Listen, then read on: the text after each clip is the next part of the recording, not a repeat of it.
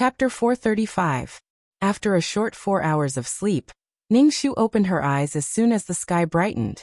She looked at the empty space beside her, but there was still some warmth left, as well as the gentle and pleasant smell of her mother. Just like when she was a child, she buried her head in her mother's blanket and sniffed carefully. As long as she was by her mother's side, she would always be happy to be a child who never grew up.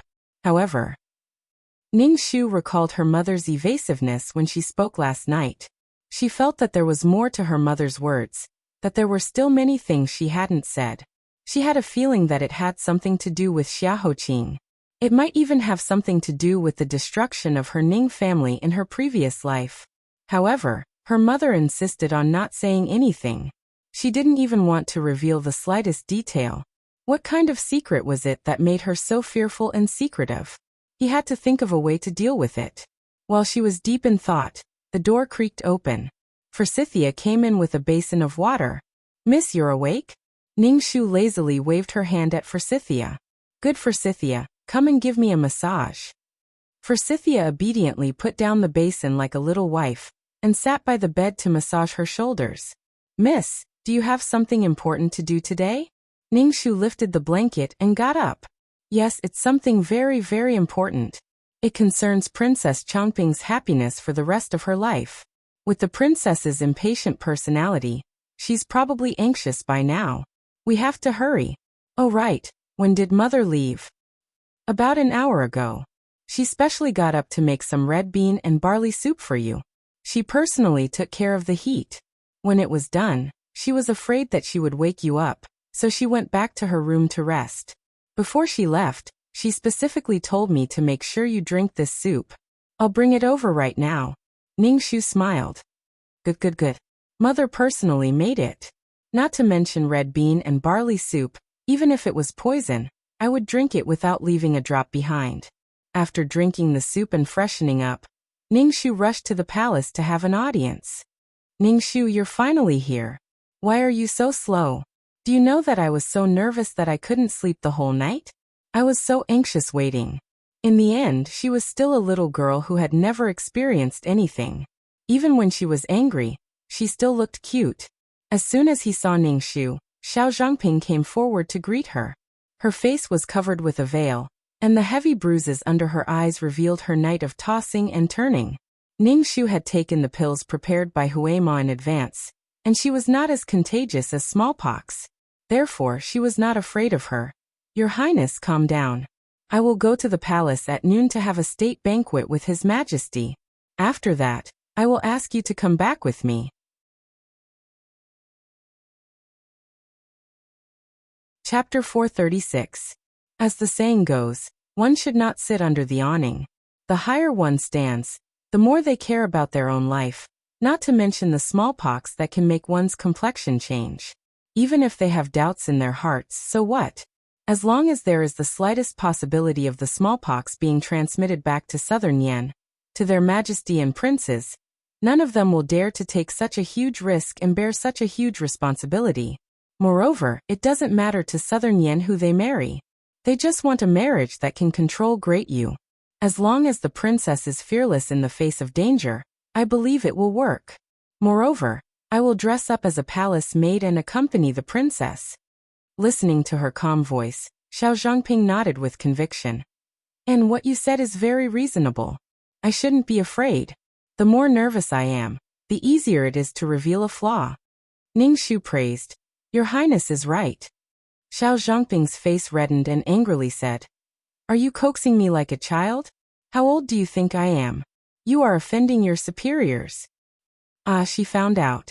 However, Ningxu already knew her temper like the back of her hand, so she wasn't afraid at all. She continued to coax her in the same tone. Yes. My daughter offended her superior and offended the princess. Your Highness is a great person, so please forgive me." "You." Xiao Zhangping was so angry that her face reddened even more. She angrily gritted her teeth and glared at her. "You are so annoying and sharp-tongued. I don't know what Xiaohoqi sees in you. Other than your face being a little better, there is nothing attractive about you." The princess is right. He can't see anything, so it's not that he likes me. It's that I swindled him and used all my tricks to trick him. Xiao Zhangping was furious, treacherous and cunning. Ningxu said. Who said it isn't? Unfortunately, Xiahou Shizhi likes this advantage of mine the most. Xiao Zhangping bickered for a long time. She was so angry that she was dizzy and forgot about her nervousness. She was silent for a while. After a while she said, "Thank you, Ningxu. Thank you for being willing to accompany me." Ningxu curved her glass-like eyes. The sunlight penetrated through the window lattice, casting a fragmented light in her eyes. It's Ningxu's honor to be able to serve the princess. Is that so? Xiao Zhangping whispered. Ningxu keenly captured the change in her tone.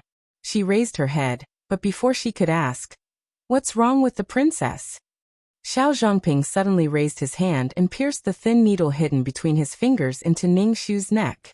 Ningxu widened her eyes and subconsciously dodged and counterattacked, but an inexplicable numbness instantly swept through her limbs and bones, sucking away all the strength in her body, causing her to slowly collapse. The feeling of being betrayed made her throat itch, but more than that, she felt endless disappointment and anger from the bottom of her heart. Zhangping Princess Uy. She had always regarded Xiao Zhangping as a lonely child with a bitter fate. Although she occasionally acted rudely and mischievously, her heart was still clear and pure, so she had never been too wary of her. But she never thought that it would be the farmer and the snake again. Ningxu, in the end you're blind again. Every word came from the depths of her soul. It was like a whip that fiercely lashed Xiao Zhangping's body, causing her eyes to turn red and her face to be filled with endless guilt. She kept shaking her head, not daring to look at her questioning eyes. Ningxu, don't look at me like that, please. Hong Fei heard her voice and immediately came in. Princess, calm down. This servant will help you carry Lady Ning to the bed. Okay. Xiao Zhangping didn't dare to look at her from beginning to end until the two of them worked together to carry Ningxu to the bed. Before Ningxu fainted, the last thing she heard was Xiao Zhangping kneeling in front of the bed, sobbing in shame. Ningxu, I'm sorry, I'm also sorry, there's no other way. When you know the truth in the future, you'll forgive me. Ningxu, I'm sorry. Chapter 437. The spring river is connected to the sea, and the bright moon on the sea rises with the tide, rippling with the waves for thousands of miles. Where is the spring river without the moon? The river flows around the fragrant meadow, and the moonlight illuminates the flower forest. Frost flies in the air, and the white sand on the shore cannot be seen. At the banquet in Weiyang Palace, everyone toasted each other, and was in harmony.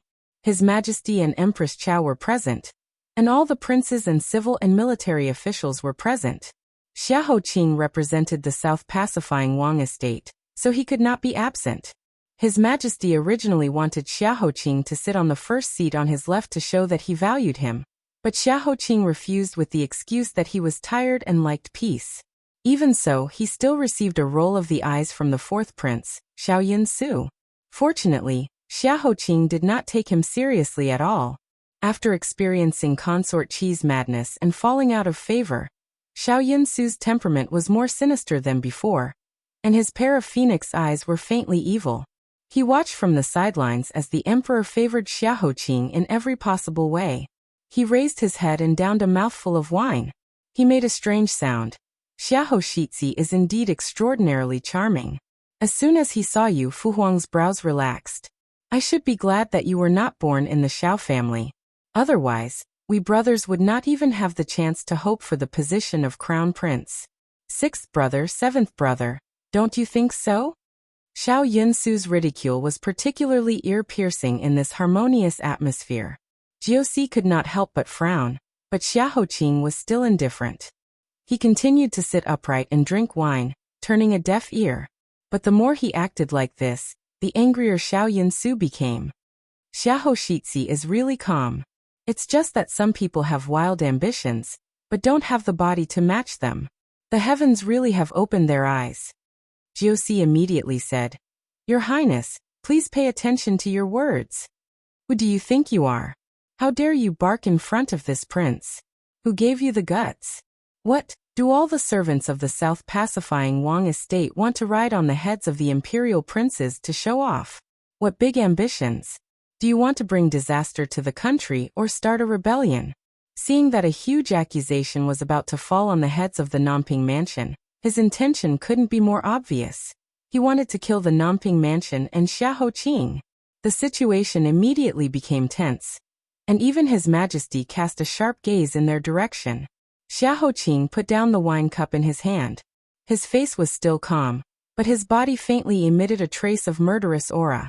Huiyemo angrily pressed down on his sword and wanted to argue with him. However, he was stopped by Xiahou Qing. Xiao Yuni glanced at him and did not say a word, making it clear that he was going to be a bystander. Xiao Yunsan lived up to his reputation as the Prince of Six Orifices. He had a deep friendship with Xiahou Qing, and Ningxu's Xiahou Qing had done him a great favor in the case of the envoy. Therefore he raised his wine cup and said with a big smile, "Fourth brother, what are you doing? Originally, it was just a joke between brothers. Why did it become so serious? Come, let's drink. I'll say this first, I have no intention of becoming the crown prince. Father knows very well how much weight I have in my stomach. I've already thought about it. In the future, it doesn't matter who inherits the throne. You just have to give me the title of an idol prince, just like little uncle. All I do is eat, drink, play, listen to music, and pick up courtesans. I'm as free as a god. Even if the Jade Emperor gives me the title of heavenly official, I won't do it. Even Xiahou Prince thinks the same, right?" "Pa!" A fan hit the back of his head. Xiao Yunsan cried out and held his head in pain. "Little uncle, what are you doing?" Xiao Minglan walked out from behind him with a cold smile. "Just because you're ignorant and incompetent, do you think Xiahou Prince is as unambitious as you? Eat, drink, play, listen to music, and pick up courtesans. In your eyes, your little uncle is just an idle, ignorant, and incompetent playboy of the royal family, right?" Xiao Yunsan muttered. "What's wrong with being a playboy? Playboys are good, playboys are good, playboys are wonderful, playboys are happy. Hey, spare me, little uncle. I'm wrong. In my eyes, little uncle is wise and mighty, tall and dignified. Your nephews will look up to you and imperial father to forge ahead." Xiao Minglan looked at his cowardly flattery. She kept her fan and smiled lazily. She flicked the hem of her robe and sat down casually. She looked at Xiao Yunsu from the corner of her eyes. Since ancient times, the crown prince's position has been based on the first wife's position. Those who are ambitious will have to rely on their own abilities. I've never seen such a joke in the history books. Shall see, what do you think? Besides, today's banquet is to send off the Southern Yan envoys. If you embarrass the other countries with a quarrel, that would be a real joke. After being slapped in the face, Xiao Yunsan's expression turned ugly. He smiled maliciously. "Little uncle is right. We'll see who will win in the end. When the time comes, the winner takes all.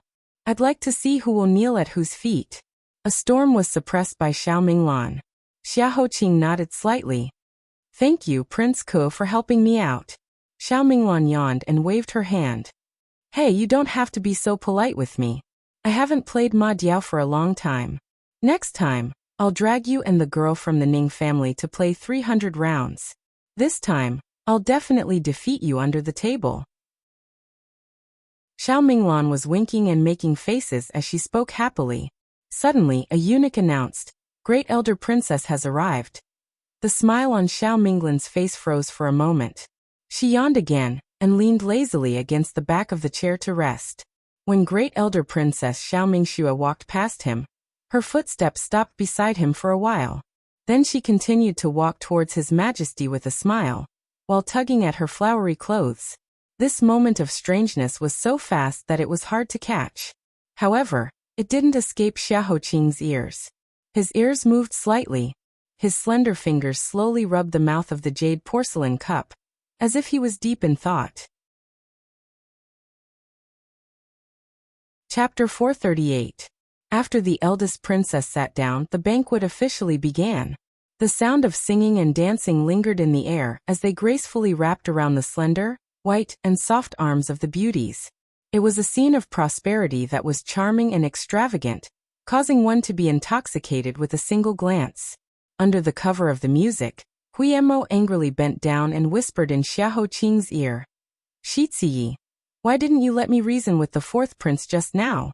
He clearly knows that today's occasion is unusual, but he still targeted our Nanping mansion and you. He is extremely vicious. Xiahou Qing's fingers gently tapped along with the melody of the court musician and said casually, "It is because today's occasion is unusual that we can't act rashly. He chose this day and place to make things difficult for us in order to force us to show our anger. What he wants to do is very simple. The first step is to provoke us into going against him. The second step is to continue adding fuel to the fire. The moment you draw your sword in front of His Majesty, that will be the beginning of His Majesty's suspicion, and the beginning of our destruction. Huimo, you have always been impulsive. You have to be more careful in the future. Don't fall into such a shallow trap." Huimo was confused. His Majesty has trusted you so much recently, especially his head disease. Every time, the imperial doctors couldn't help him. Only when you came to the palace with him did His Majesty calm down a little. How could he be bewitched by his baseless words? Yes, His Majesty does favor me, but I'm afraid he favors the military power of our Nanping mansion more. The southern Yin kingdom is pressing on step by step.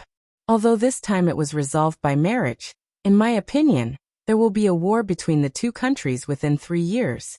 His Majesty is beginning to grow old. When he still has the strength, he will want to make a political achievement that will be remembered in history. However, old Prince Yu passed away, the Shui family was turned into powder, and the Song family, the defender general of the state, also lost the direct line. At present, only our Nanping mansion still has the strength to fight. This strength is what we rely on to gain a foothold, but it may also be the fire that causes a disaster. If we lose ourselves, this war will be lost. Huimo scratched his head and said confusedly, "But I don't think it's just like that. The way His Majesty looks at you is very kind and generous, just like the way His Highness looks at you. I don't think he just treats you as a subject. It seems that I'm too naive. The people in the palace are too gloomy and scary. Our Yunyan province is better." He thought about it and was still unconvinced. "But we were humiliated by the fourth prince like this. How can we just let it go? Just now he kept saying that you won't live long. I'm so angry. I'm really angry. I can't swallow this." Juicy leaned forward and poured a cup of wine for Xiahou. He squinted at Huimo, who clenched his fists and was so angry that he looked like a pufferfish. He said slowly, "Why are you in such a hurry? Our Nanping mansion has always been a place where we won't attack unless we are attacked first. Since others have shown their dagger to us first, there is no reason for us to swallow the insult. Returning 10 times is a bit overbearing, but this subordinate feels that returning 2 times is just right. What do you think, Crown Prince?" The corners of Xiahou Qing's lips curled up slightly, forming an arc that was not a smile. "I'll allow it. However, be careful not to go overboard." "Yes, sir." Huimo looked at Jiuxi, who said the most ruthless words with a calm expression. Thinking of the means he used to punish people in the past, he felt a chill in his heart. But thinking that he punished the fourth prince this time, he immediately felt happy and comfortable all over his body. Everything tasted good. His Majesty seemed to be in a good mood today. After exchanging greetings with Tuoba Han and others, he specially summoned Princess Royal, Xiaoming Xue. Having just experienced the sudden death of an envoy, everyone who had been tense all this while began to relax. They exchanged pleasantries, and the guests and hosts enjoyed themselves. Amidst this harmonious atmosphere, the sound of a wine cup shattering suddenly rang out, interrupting the smiles on everyone's faces. For a moment, everyone's eyes subconsciously followed the sound. Xiahou Qing's eyebrows slightly moved. What happened? Huimo immediately looked up. "Oh, it seems that Princess Royal accidentally broke the wine cup. It shouldn't be a big deal." "Huh? What's the matter? Princess Royal's face looks bad. Let me see." He was so engrossed in watching the commotion that he did not notice that Prince Ku, Xiaominglan, who had been resting with his eyes closed, suddenly woke up. His fingers tightened and his pair of amorous eyes were as dark as ink. Chapter 439. No one knew what was going on. The entire place fell silent, and no one dared to make a sound.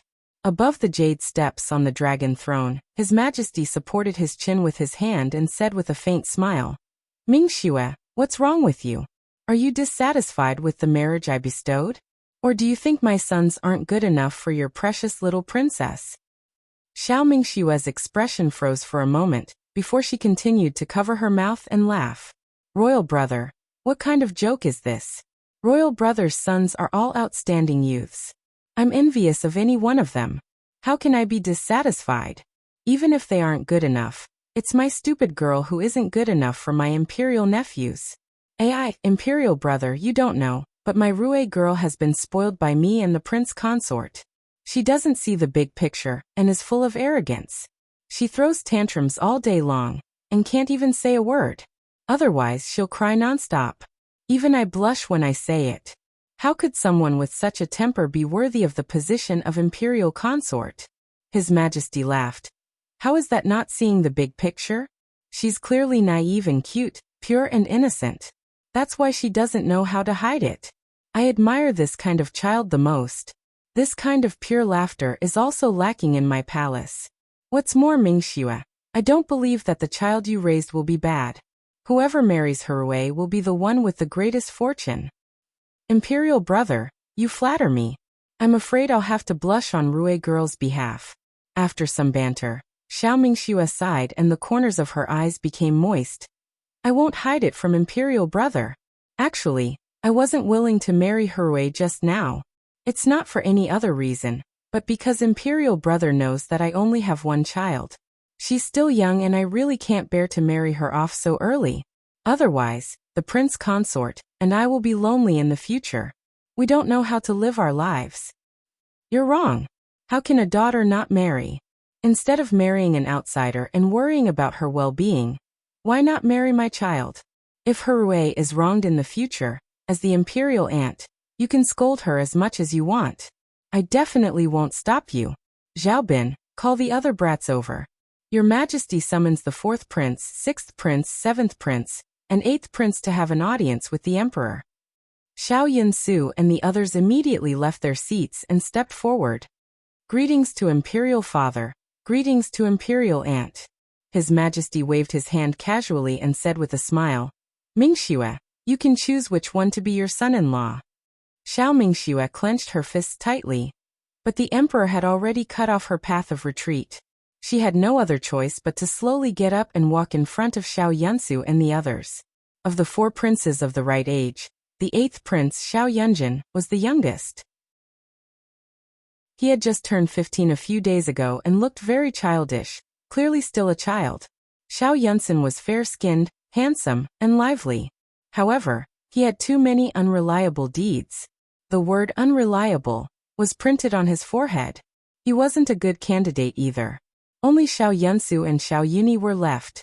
In the past, Xiao Yunsu had the advantage, but after Consort Qi's fall from power and the Qi family's reputation fell, this proud 4th prince was like a pearl covered in dust, and was no longer favored.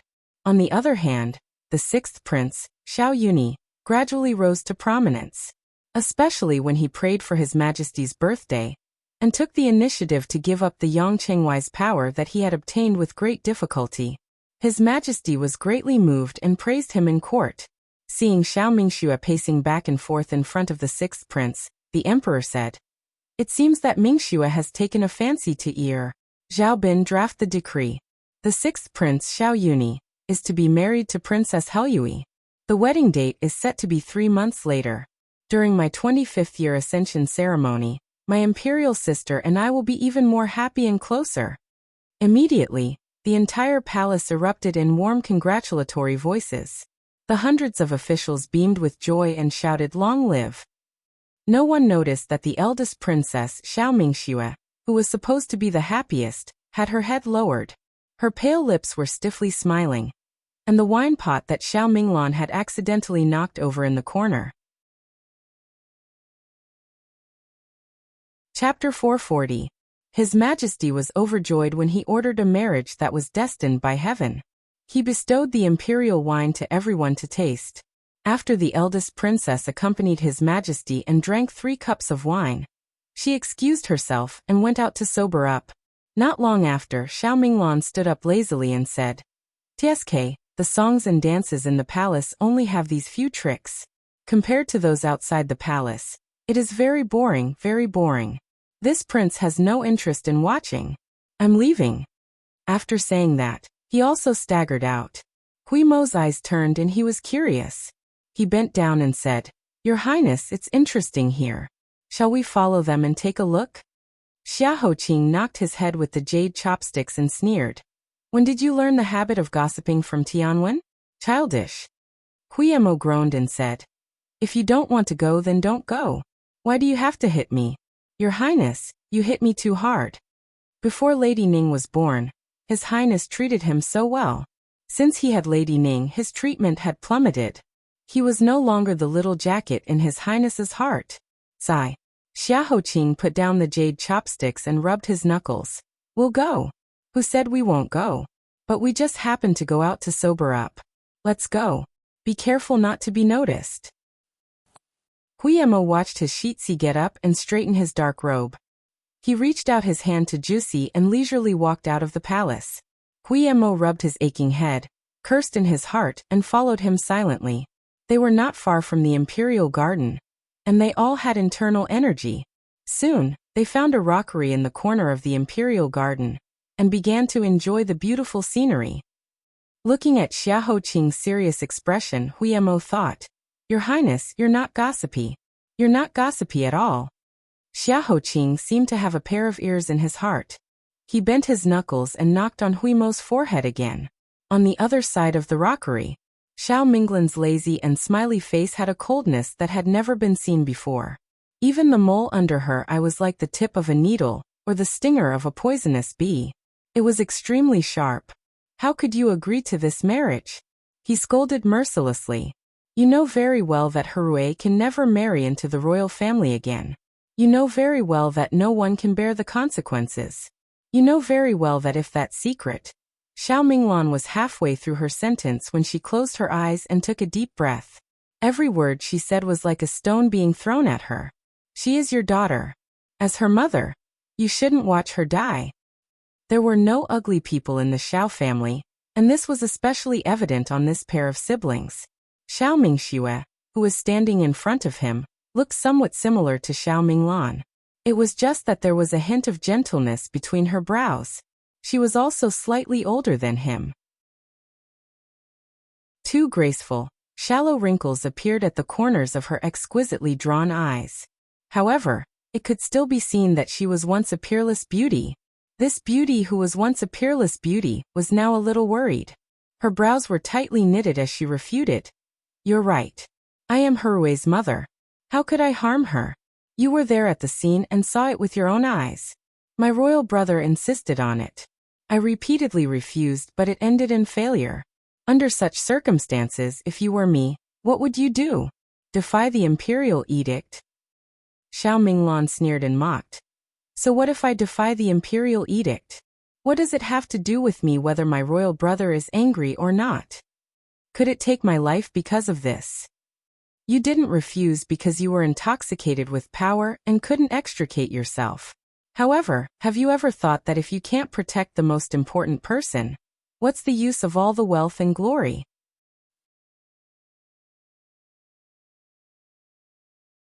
Chapter 441. Xiao Mingshue's expression was extremely unsightly. Her delicately manicured nails dug deep into her palms. She shook her head and sneered. "This is the difference between you and I. I have never been able to disregard everything like you. That year, when Imperial Mother died of illness, if I had not licked my face and begged Empress Zhou like a dog, do you think you would have been able to live until now? You are Prince Ku, the youngest prince since the founding of the Great Yu Empire. You are free and unfettered, and you do as you please.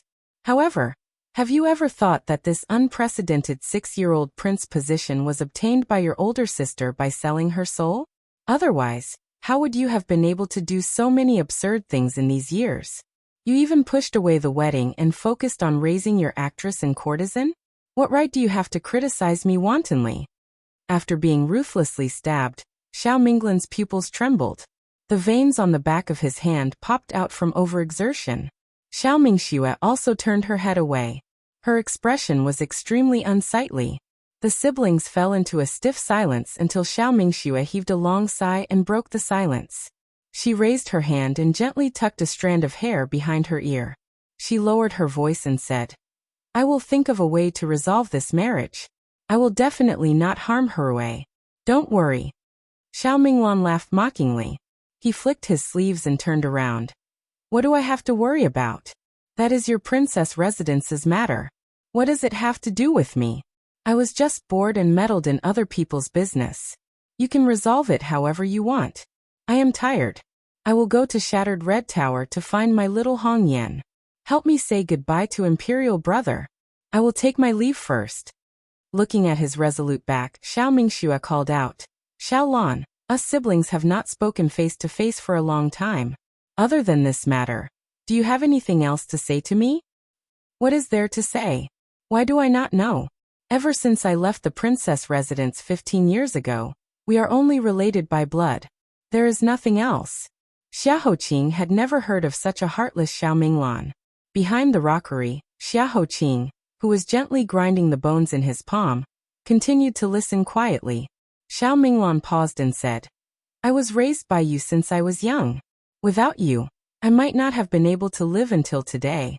I will remember this kindness. Therefore, I must warn you. Don't think about some things that you shouldn't think about. Don't reach for things that you shouldn't touch. Otherwise you will be caught. You have been smart, so don't seek your own death." After she finished speaking, Xiao Minglan. "Xiao Lan. I said don't call me that." "Sister," she said uncle. But Hui said. Herto Hui said he has not seen his uncle for you for a long time and he and said to meet to said. Her, too. To said little to herself. Her too. Disgust flashed across Xiao Minglan's eyes. She sneered without turning her head. "That place is too dirty. I am not interested." Xiao Mingxue's face, which even Empress Chao had to give some face to, was now incomparably embarrassed. She leaned against the cold and hard rock of the fake mountain for a long time, before hiding the dejection on her face. She put on that invincible mask again and walked out with a smile, once again returning to that extremely luxurious golden jade palace. Xia Hoqing and the others, who had accidentally overheard the entire conversation, slowly walked out from behind the rockery. Hui Mo was the first to laugh out loud. "Hey, this is the first time I have seen such a strange relationship between siblings. If you say their relationship is bad, it sounds like they have helped each other in times of need. If you say it is good, it is like they were at odds with each other. TSK. Ah, I understand now. It must be because the eldest princess has been forcing Prince Ke to go on blind dates and angered him. She is like an elder sister in a family, forcing her younger brother to do things he does not like. See, Prince Ke was driven into a corner and rebelled." Juicy glanced at him from the side. "If everyone in this world was like you, there would be less unsolved cases." Hui Mo blinked his eyes and said, "What do you mean? Are you saying that he is simple-minded? Your Highness, look at Juicy, look at Juicy." Xia Hoqing only says one word. "Noisy." He successfully stops Hui Mo's noise. Hui Mo, who was hurt twice, turned his face away sadly and cried silently for himself. Xia Hoqing suddenly remembered that Ning Shu had teased him about his outstanding way of raising children. He began to reflect on himself for the first time. It seemed that it was true. It seemed that his future children would have to be taught by her, so that they would not go too far. Hui Mo was feeling sorry for himself. Suddenly, he found that His Highness seemed to have thought of something. His face inexplicably softened, like an ice spring that melted invisibly. He was extremely gentle. If those young girls outside were to see him like this, who knows how many of them would go crazy? He was just about to gossip about who His Highness was thinking of when he saw Xia Hoqing's ears move slightly. He immediately said, "Quiet, someone is coming." Hui Mo curiously looked out, and was startled. "Oh hey." Chapter 442. It was an extremely ugly face. Among all the living people that Hui Mo had ever seen, she was the ugliest one. Even among all kinds of dead bodies that he had examined, there were not many ugliest ones.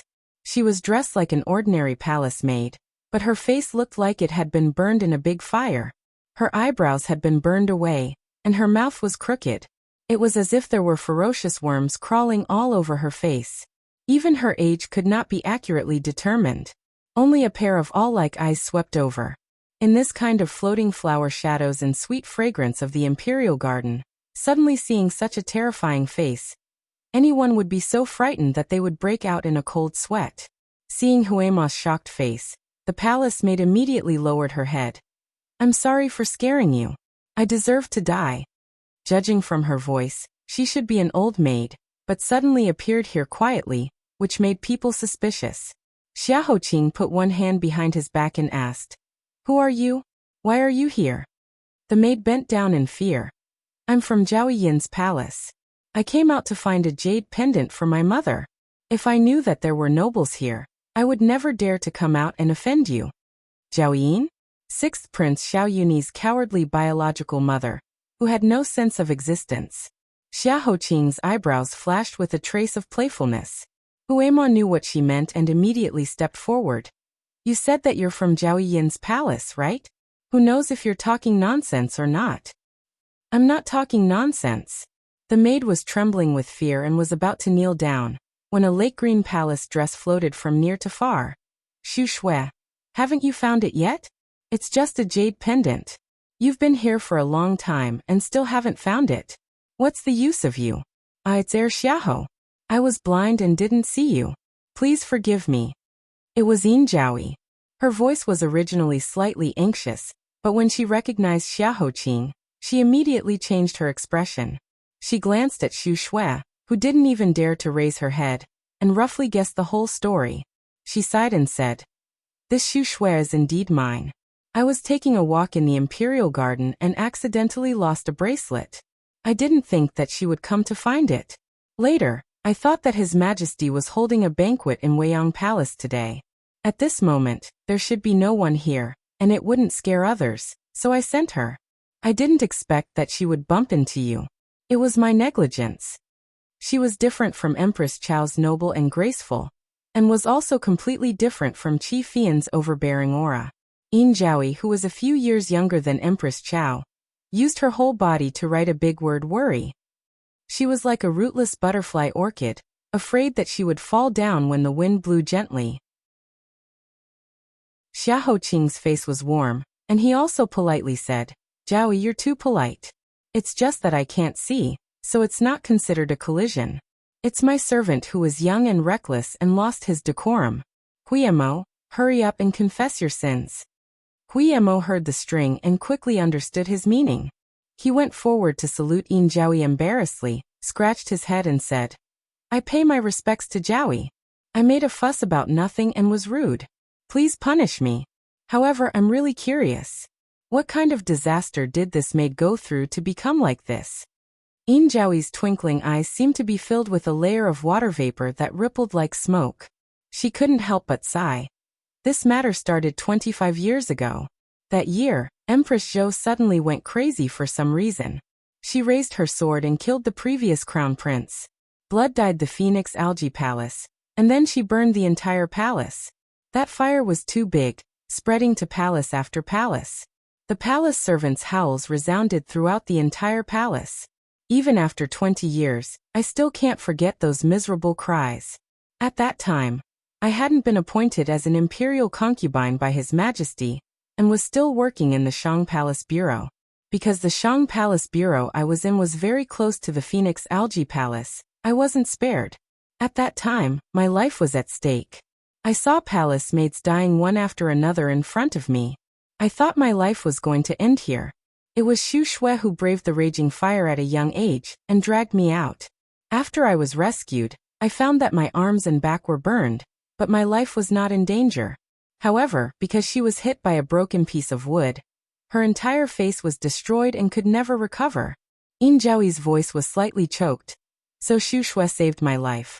Although I know that palace maids with disfigured faces shouldn't be kept in the palace, I still insisted on keeping her. Once she was driven out, there was no way she could survive.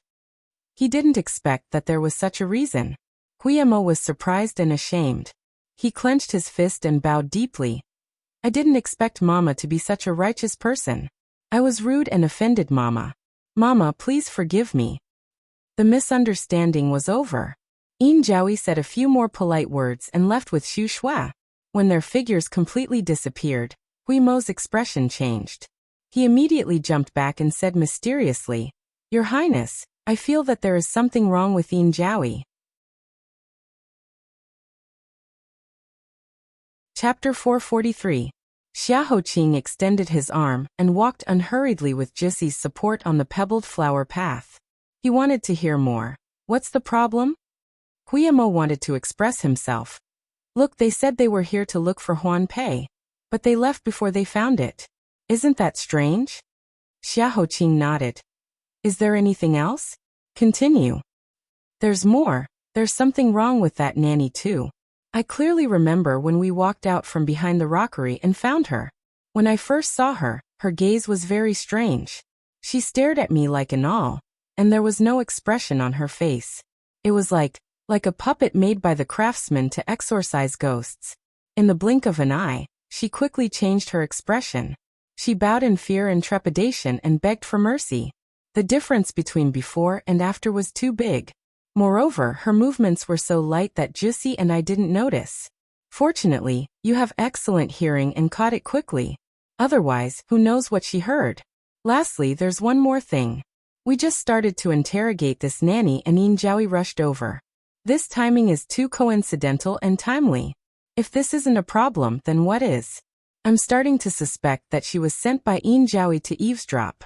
It seems that this weak and timid Yin Jiaoyi, who has never had a sense of existence, is very suspicious. Xiaoqing said lightly. Not only her, the people we met today were all very strange, weren't they? Princess Royal Xiaoming Xue, Prince Ku, Xiaominglan and this seemingly harmless Yin Jiaoyi. The people they suspected were all gathered at the same place on the same day. How could they not be surprised? With strong doubts, they returned to Weiyang Palace. Xiaominglan's seat was indeed empty. Princess Royal continued to accompany His Majesty and Xiao Ho to chat. Perhaps no one would have guessed that not long ago.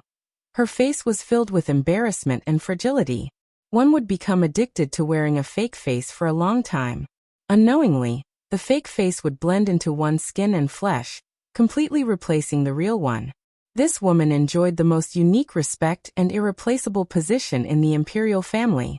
Even the empress respected her. Her husband was also the most famous Tanhua in the past. They had been deeply in love for many years. It seemed to be a perfect life, but who could guess how many lice were hidden under the beautiful clothes? According to the original plan, when the banquet was nearing its end, Princess Chongping's servant girl would appear in a panic and report the bad news that the princess had contracted smallpox. But when the time came, there was no news. Even Southern Yan's diplomatic mission had asked His Majesty to leave. Xiaoqing frowned and said to Guillermo in a low voice, Go and ask him what happened. Guillermo received the order and glanced around. When no one was looking, he quietly left the banquet. After half an incense stick's time, he came back and leaned over to Xiaoqing's ear and said, When I left, I met Princess Chongping who sent a message saying that she had changed her mind. She thought about it all night and suddenly understood that since she had enjoyed the honor of being the imperial princess for 15 years, she should bear the corresponding responsibility. For the safety of the people and the stability of Great Yu, she had no reason to run away. Otherwise, she would live in self-blame for the rest of her life. So she decided to cancel the original plan. Xiaoqing's eyebrows seemed to be pricked by a needle. A bad premonition arose and drilled into his heart, causing him to feel pain from the inside out. He clutched his chest and said, Then what about Ning Shu? Where is she? Guillermo said, The princess said that Lady Ning was very tired these days, so she left the palace early to rest. She asked you not to worry. It was reasonable to say that the unruly little princess suddenly understood righteousness. In fact, it wasn't a bad thing. Moreover, it saved them a lot of trouble, and they didn't have to offend her anymore. But he didn't know why, but his master's face suddenly changed. He stood up and said, Something might have happened to her. Immediately go and stop Xiao Changping. Chapter 444. Huiyamo hurriedly chased after him and supported him. He didn't understand and asked, why do you say that? Xiao Qing's voice was extremely tense. She has never been a delicate woman. Things are not over yet, and there is always the possibility of changes. She would never leave early because she is tired. This is one of the reasons. She entered the palace before the time was up. Even if Princess Changping decided to cancel the banquet, she shouldn't have sent the news so late. It is also impossible for her to leave the palace before she finished communicating with us. This is the second reason. The third reason. What is the third reason? Xiao Qing raised his head, his face as cold as ice. My premonition. His heart was in great pain. There was no reason, but a premonition was telling him that something had happened to her. If he didn't immediately rush over to stop him, then he would regret it. Huiyamo didn't say anything else and immediately supported him out of the hall. Just as they reached the palace gates, they were suddenly stopped by a figure. It was the fourth prince, Xiao Yinsu. Huiyamo saw his malicious expression and knew that he was here to cause trouble. However, there was an important matter at hand and he didn't have time to waste on this person. Thus he politely said, "Fourth prince, my family Shitzi has an important matter and has to leave first. Your Highness, please move." Move.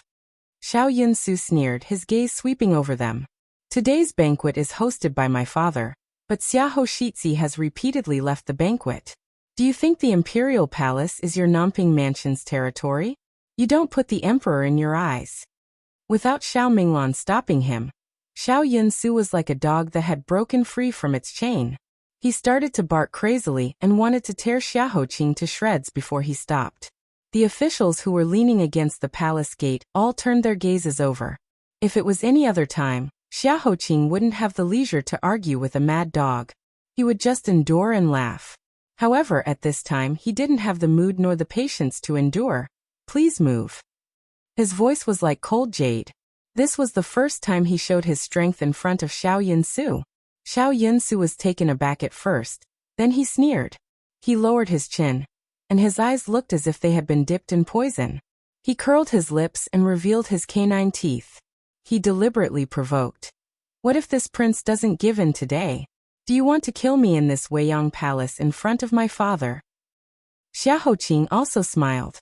It was extremely light, like a gust of wind that carelessly blew across the surface of the water, causing slight ripples.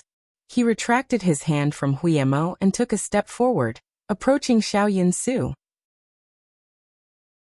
Xiao Yinsu clearly knew that his eyes could no longer see, but for some reason, when he stared at the black cloth in front of his eyes, he suddenly felt a chill from the depths of his bones that could not be ignored. It was as if someone was stabbing him in the back with a dagger. As long as there was a little bit more force, he would be cut open and die. He heard Xiao Qing say softly in front of him, "Fourth prince, do you think your life is important? Even if I really kill you in this Weiyang palace, what will happen?" You. Xiao Yinsu did not think that he would dare to reveal his killing intent so openly. He was immediately stunned. However, Xiao Qing took a step forward, forcing him back. His voice was deeper and colder than before, like a ruthless bell ringing in Xiao Yinsu's head, deafening even the apathetic. My Namping Palace has existed for more than 200 years, as long as the Great Yu. Every new emperor has thought of razing Namping Palace to the ground, but none have succeeded. What do you think the reason is? My Namping Palace is the gate to the Great Yu. If the palace is defeated, the gate will be broken. Especially now that Southern Yan is coming with a menacing momentum. The situation is precarious, and war could erupt at any time. Fourth prince, you think that a dispensable prince who can be replaced at any time or an important gate to the Great Yu, which is more important in His Majesty's eyes. Moreover, your mother has already lost her mind, and there is no chance of her returning to favor. The Qi family is like a monkey with a broken arm, unable to support you. Under these circumstances, even if I really kill you, what harm will it do to me? Chapter 445. Under such a merciless voice, Xiao Yinsu's lips turned white, and he couldn't help but clutch his chest. His whole body broke out in a cold sweat. Xiaoqing continued to speak. Each word was like a block of ice being thrown at Xiao Yunsu. I don't know where your enmity towards me comes from, and I don't know who instigated you to target me. If you're worried about your throne, then that's ridiculous. The things that you regard as treasures might be worthless in my eyes. No matter who sits on the throne in the future, they will have nothing to do with me, Xiaoqing. I have no intention of participating in the battle between you two. But if you insist on seeking your own death, then I, Xiaoqing, will do as you wish. In addition, I'll give your highness one last piece of advice. A puppet in the hands of others will never be able to stand at the highest position. You will only become a pool of rotten blood for that position. I hope your highness will take this as a warning. As Xiaoqing's last word fell, Xiao Yunsu's entire body shuddered. His feet had nowhere to retreat, and he tripped heavily on the doorstep. He almost fell down, but Xiaoqing grabbed him by the collar. Xiaoqing smiled faintly, and he'd already recovered his usual carefree and immortal appearance. It was as if the person from before who had sharp claws like an eagle wasn't him at all. He said, "The fourth prince can't stand and can't stand properly. Huimo, hurry and help the fourth prince back to the banquet table to rest." Yes. Huimo's heart was overjoyed. He skipped over to help Xiao Yunsu up. "Fourth prince, please. This time you must stand firm and don't fall again. Otherwise, my family's young master won't be able to pull you up again. Fourth prince, do you understand?" Xiao Yunsu stiffly raised his head, and saw a large drop of cold sweat dripping from his forehead to the ground. He also saw that after Xiaoqing finished speaking, he didn't stop for a moment. With Jiuxi's help, he brushed his clothes aside and stepped over the threshold. He suddenly realized that he had actually felt great fear towards Xiaoqing earlier. This kind of fear would only occur when facing his father's anger. He was so scared that his entire body trembled. He almost wanted to prostrate himself and beg for mercy. If it was in front of his imperial father, then it would be fine. That was his imperial father, the supreme ruler of the 9 regions. But this person was Xiaoqing, a small prince of Nanping. He was a lackey of the Xiao family. And who was he? The Great Yu's imperial eldest prince with the noblest bloodline? Preposterous. After a short pause, Xiao Yunsu's chest was suddenly filled with anger. It burned uncontrollably. This anger made him push Huimo away, and pull out the saber on the waist of the guard beside him. He threw it toward Xiaoqing's back. "Go to hell. Xiaoqing, die for me," Huimo said in alarm. "Prince, be careful." Jiuxi immediately stopped and turned around to block. Xiaoqing opened his mouth and said indifferently, "No need."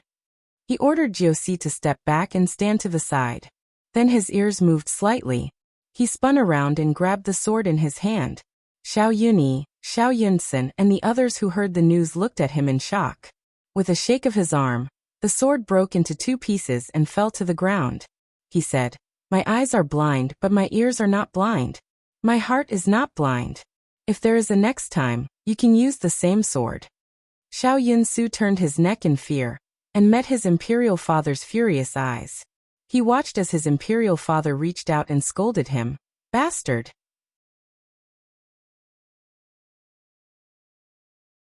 Chapter 446. Xiaoqing threw down the broken knife, turned around and left, leaving the dispute behind. Huimo glanced at Xiao Yunsu and gave him a pitiful glance. "Tsk, I've never seen someone so eager to die. If it was any other time, my family Shitsi Yi might not have the time to bother with you. But you chose to rush out at the critical moment when Miss Ning is in trouble. You're a dog that blocks the road. This time you're done for." Sure enough, His Majesty slapped Xiao Yunsu in anger. Xiao Yunsu only realized what he had done after blood dripped from the corner of his mouth. But it was too late. His brain buzzed and he quickly begged for mercy. "Father, I was wrong. Recently, Lady Mother is seriously ill and her condition is getting worse. I was so anxious that I lost my mind and offended Xiahou Shitzi. I know I was wrong. Please spare your son this once. Xiahou Shitzi, you're a magnanimous person. Please ask Father for mercy for me." But Xiaoqing turned a deaf ear to him. That calm and straight figure quickly disappeared at the end of the palace road. Xiao Yansu finally understood. When Xia Hoqing gave him face, it was called face. If he didn't, then he, the fourth prince, was nothing in Xia Hoqing's eyes. Huiyemo walked around Xiao Yansu, who was immersed in resentment, and quickly followed Xiahou Shizhi and Juxi's footsteps. He originally wanted to ask why they had been hiding their strength for so many years. They had portrayed Xiahou Shizhi as a weak and sickly person. But today, in front of His Majesty, under the gaze of so many people in Weiyang Palace, they were completely exposed. Wasn't this too careless? But when he looked up and saw Xiahou Shizhi's tense face, he suddenly had the answer. So he closed his mouth and bowed. Xiahou Shizhi, I'll go to the palace gate and ask the guards if Lady Ning's carriage has left the palace. After getting Xia Hoqing's approval, Huiyemo rushed towards the palace gate. Xiao Zhangping's palace was located in the most remote southwest corner of the imperial palace. Most of the people who lived here were imperial concubines who were not favored or had long been forgotten in the cold palace. As a result, this area seemed particularly cold and cheerless in the majestic imperial palace. However, today there was a rare festive atmosphere nearby. Even the trees along the path were wrapped in a layer of red brocade. This was because today was the day that 13th Princess Xiao Zhangping was going to the Southern Yan Kingdom as a diplomatic envoy for the peace marriage. By the time Xia Hoqing arrived, Xiao Zhangping had already changed into a set of red robes and was sitting in his bedroom with a veil over his head. He was waiting for the Southern Yan Kingdom's diplomatic team to arrive so that he could receive the palanquin and leave the palace. Henceforth, it would be difficult for his soul to return from 1,000 li away. When she heard the palace servant report that Xia Hoqing had forced his way in, Xiao Zhangping's eyes flashed. She immediately lifted her veil and ran towards him. She said, Xiahou Shizhi, are you here to say goodbye to me? Her eyes were full of anticipation, and she couldn't help herself. However, she didn't expect that Xia Hoqing's first words would be a cold and forceful question. Where's Ning Shu?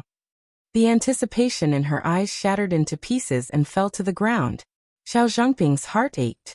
She laughed at herself and said, I thought that you would at least be a little reluctant to part with me and come to see me one last time before saying a few final words to me.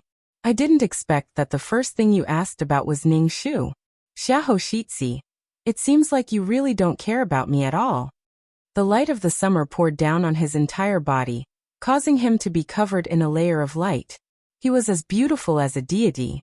Under this layer of light, he heard the chirping of cicadas in the trees. He couldn't help but lean his ear to listen carefully. He said, Princess Zhangping, all these years, I've always regarded you as a close friend and younger sister. This is because I always remember that when I first lost my sense of smell and was being teased, it was you who stood out and knocked over the bowl of sweet soup in front of me.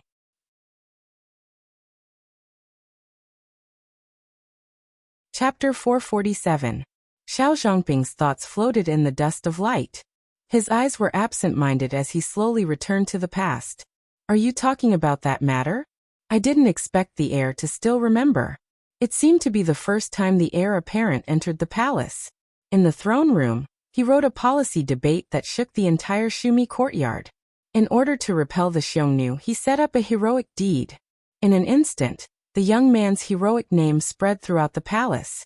But I was only 4 years old at the time. I didn't have the wit to understand the heir's contributions, because I was busy stealing things. I was probably the only princess who often stole food from the imperial kitchen. Because I ate simple tea and plain food every day, I was often hungry. So I often lingered around the imperial kitchen, looking for opportunities to sneak in and take some pastries back to share with my mother. It was the same at that time. But just as I was about to sneak in, I saw fourth imperial brother sneak in with a few other young masters. He secretly put a filthy animal part in the sweet soup that His Majesty gave you. He said something like, you were in the limelight in the throne room, but you're just a piece of trash who doesn't even have a sense of smell. This prince wants to see how you can show off after eating this filthy thing. I thought I heard something incredible and was extremely scared. So I hid far away. But I don't know why, but my great curiosity drove me to quietly follow them. I wanted to see what would happen. Then I saw the palace servants bring the bowl of soup to the heir. Then I saw you. A girl's mind couldn't be enlightened. Sometimes when she saw someone, she would remember that person for the rest of her life. A 4-year-old's glance was like a seed. She suddenly had an epiphany on her first night. In an instant, it grew and sprouted into a flower. Xiaoqing's voice was like the wind. So no matter how many outrageous requests you made, I could laugh them off and even try to satisfy you. However, there was one thing you shouldn't touch, and you can't touch. You're talking about her, Ningxu? The distant past was like a colorful bubble that was pierced by a single sentence. It made Xiao Zhangping's chest constrict. She was so angry that she couldn't speak. A lot of unwillingness hit her like a huge wave, completely messing up her reason. She had a lot of questions. She wanted to ask. I was the one who met you first. We were the ones who were tied together first. Why did you choose her instead of me? I want to ask. What's so good about Ningxu and what's so bad about me? If I change, will you consider me a little? She wanted to ask. You're so determined to have her, but what if you don't have her? If she never existed in this world, then what are you going to do? If she wasn't there, even if she was there, wouldn't it be better to just make her disappear? Then make her disappear. Make her disappear completely. The world's most viscous darkness was born from the bottom of his heart. There was no trace of it, but it had already silently occupied his entire body. The last bit of guilt was completely suppressed. She took a deep breath, raised her head, and changed her expression to one of calmness. She said, Your Highness misunderstood. Ningxu is not with me. After she entered the palace, I told her my thoughts after a night of deep thought. I did not intend to run away from the marriage. She respected my thoughts very much, so she left the palace first. I already sent a palace servant to report this matter to you. Could it be that the palace servant didn't pass on the message? Hong Fei, how did you do things? You dared to gloss over such an important matter. Be careful of this princess punishment. Hong Fei immediately knelt down and said, Princess, please calm down. This servant has already passed on the message to your Highness bodyguard. This servant really didn't neglect it. Oh, then where did it go wrong? Xiao Zhangping was surprised and looked at Xiaoqing. Could it be that the bodyguard forgot to pass on the message to your Highness, causing this misunderstanding?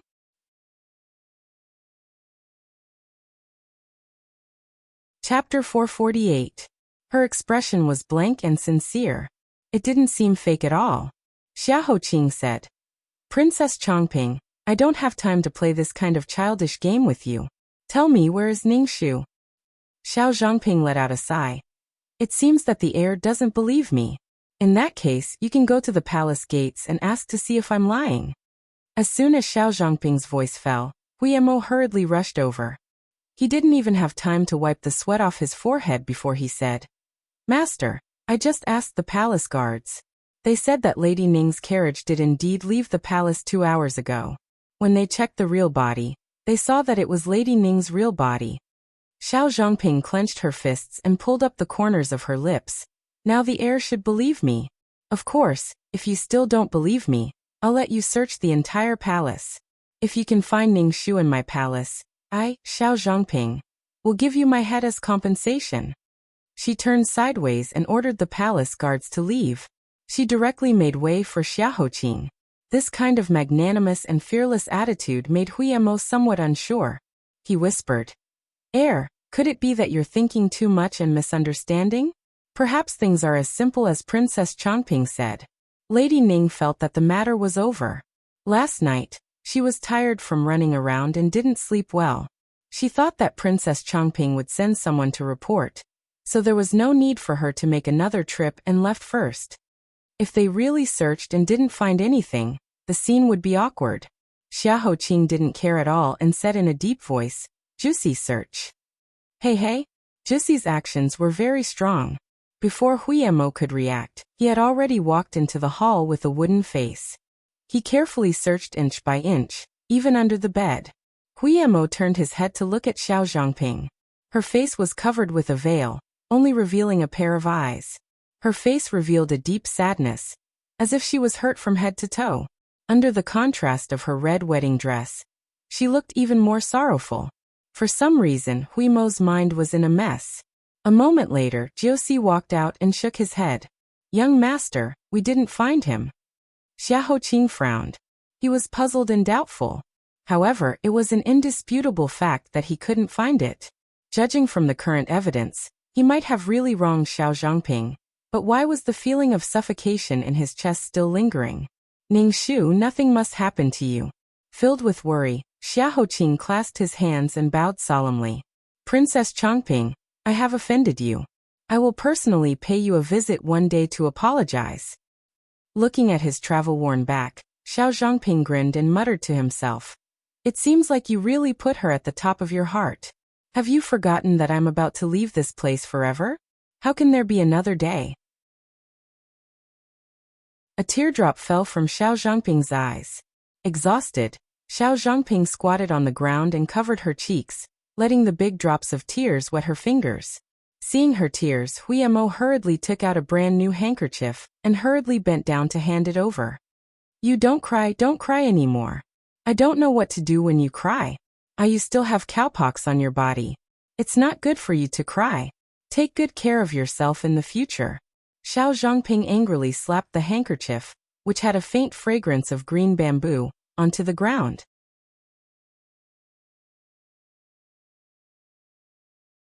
Chapter 449. After leaving the palace, Huimo rushed to the house of Duke without stopping. He didn't care about etiquette and flew up a tree to summon Forsythia. He asked anxiously, "Little Forsythia, where is your lady? Is she in the house?" Forsythia frowned. "She's not here. When she went out this morning, she said that she had something important to do in the palace. She was afraid that she would be delayed for a while. She asked me to cover for her in front of the madam." She suddenly became nervous. "What's wrong? Did something happen to her?" Huimo's heart thumped, but he pretended to be relaxed. "Don't think too much. It's just that my Shitzi is looking for her for an urgent matter. He couldn't find her for a while. You stay in the house of Duke. When your lady comes back, immediately send someone to inform her. I'll go first." Leaving the house of Duke, Huimo mounted his horse and rushed to the place where they had agreed to meet. Just as he reported the news to Xiaoqing, he saw Tianwen sweating profusely as he tightened his grip on the reins and stopped the horse. Xiaoqing listened carefully and immediately said, "Tianwen, what's the result of the investigation?" Tianwen didn't talk much nonsense and directly said, "Some passers-by saw Lady Ning's carriage leaving the palace gate. It went through Xuanwu Street and went out of the city. The last person who saw the carriage was at a tea house 3 miles away from the city gate. As the sun gradually rose, the owner of the tea house was busy selling tea. As soon as he looked up, he saw a magnificent carriage slowly stop. He heard the young lady inside say that she was thirsty and asked a maid to buy a cup of tea. After drinking, the carriage continued to go west. After that, no one saw it again." Why did Lady Ning go to the western suburbs? Go all the way to the west, the meaning is not. Huimo almost blurted out the word auspicious. Huimo quickly slapped his own mouth and spat twice.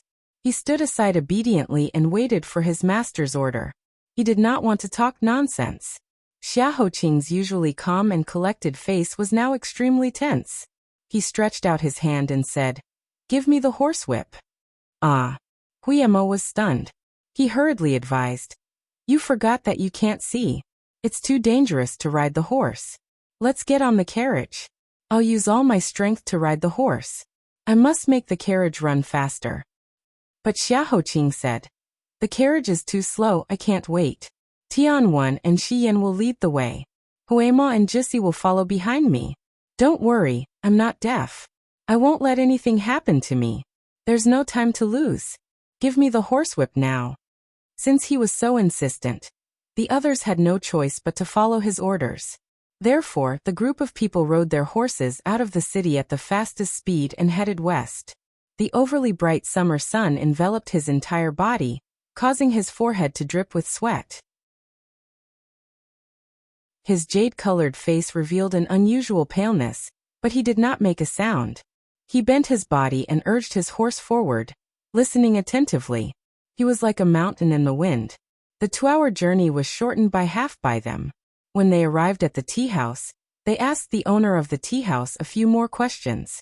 The carriage style and carvings were the same as the one in the house of Marquis. It should be the carriage that Ning Shu rode. I just asked the owner of the tea house. If we continue to head west, there will be a fork in the road. What should we do, Prince?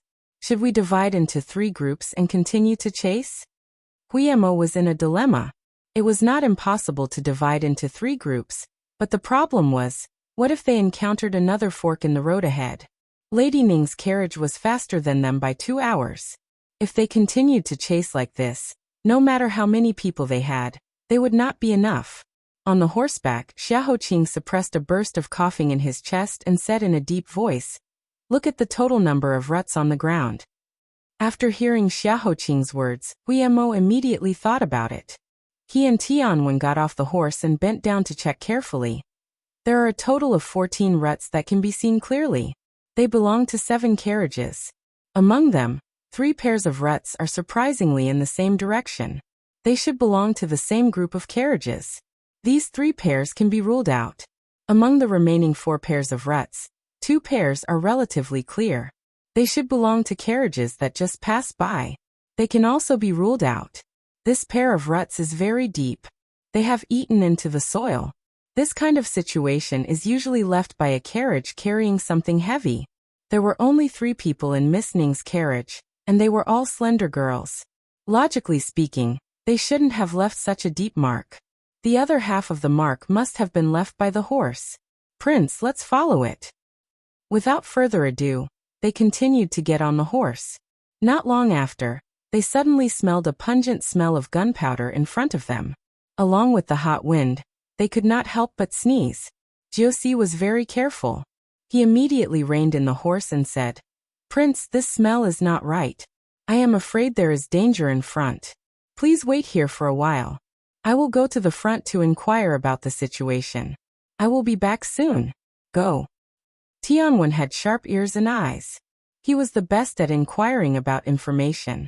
He also said, "I will go with you." The 2-winged cavalry immediately rushed away. Huema and Xian stayed at Xiaoqing, waiting for news. However, they did not expect that after waiting for a long time, they did not see anyone return.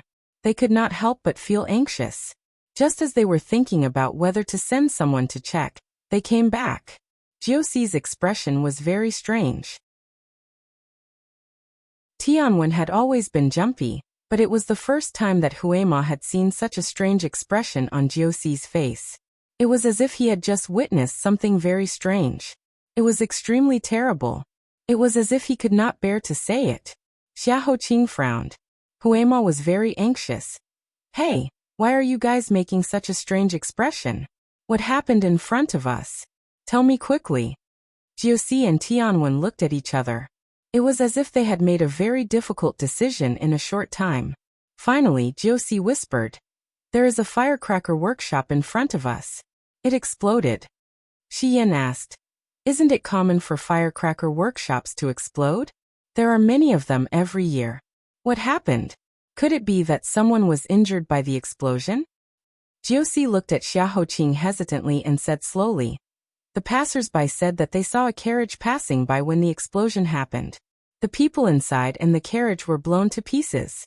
And the style of the carriage? Shitsi." Xiaoqing's hand missed, and he immediately fell from the horse. Jiuxi was already prepared and immediately jumped over to support him. However, he saw that Xiaoqing's throat rolled and suddenly a mouthful of blood slipped out from his mouth. "This is... Huiyemo, where is the medicine? Quickly bring it." Xiaoqing stretched out his hand to stop him. He raised his hand and wiped the blood off his mouth. He hissed word by word, "No. Need. Take. I don't. Believe. It's her. Help me. Get on the horse. Sit. I want to see."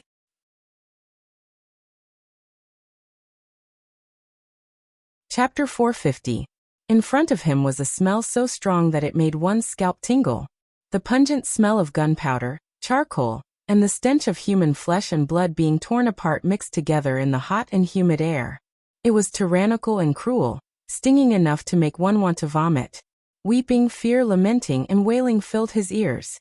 They were like knives that pierced his eardrums, stabbing into the softest and most painful parts of his body, causing his internal organs to turn into a mess and blood to flow like a river.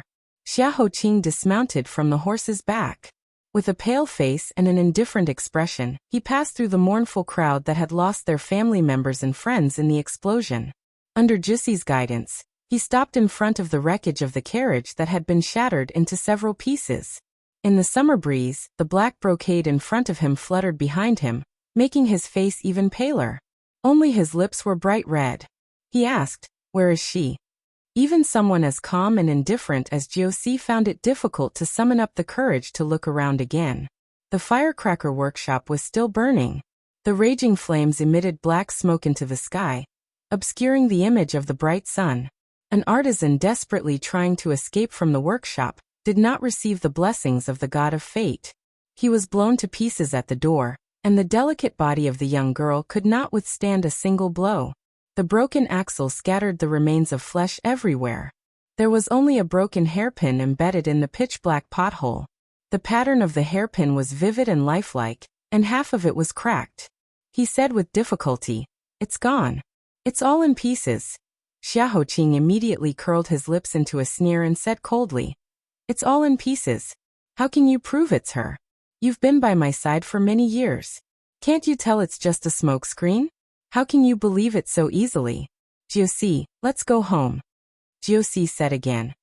A broken golden hairpin was found on the ground. "It looks like the one Lady Ning usually wears." The sneer on Xiaoqing's face deepened, and his voice became hoarser. "Anyone can imitate a golden hairpin. It's also possible that she accidentally lost it or stole it. This scheme is so clumsy. You want me to believe that the dead person is her based on a golden hairpin? Ridiculous." Heaven's Inquisition, who had been squatting at the crime scene and carefully searching, suddenly found something in the broken palm that was still intact. He hurriedly called out, "There's something in this palm, quickly help me dig it out." Guillermo answered and took out the thing with the help of the dissecting knife. After wiping off the ashes and skin fragments, he was stunned. A strong sour smell rushed to the tip of his nose, and his eyes turned red on the spot.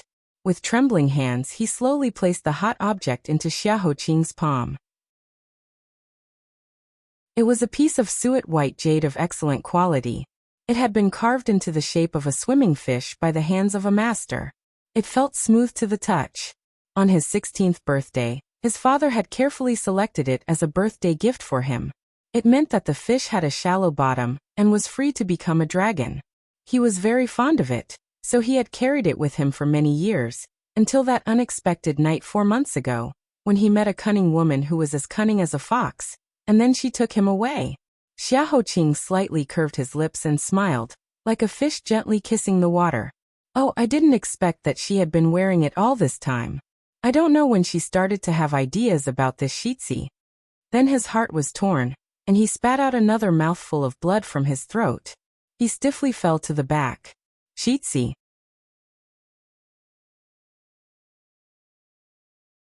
Chapter 451.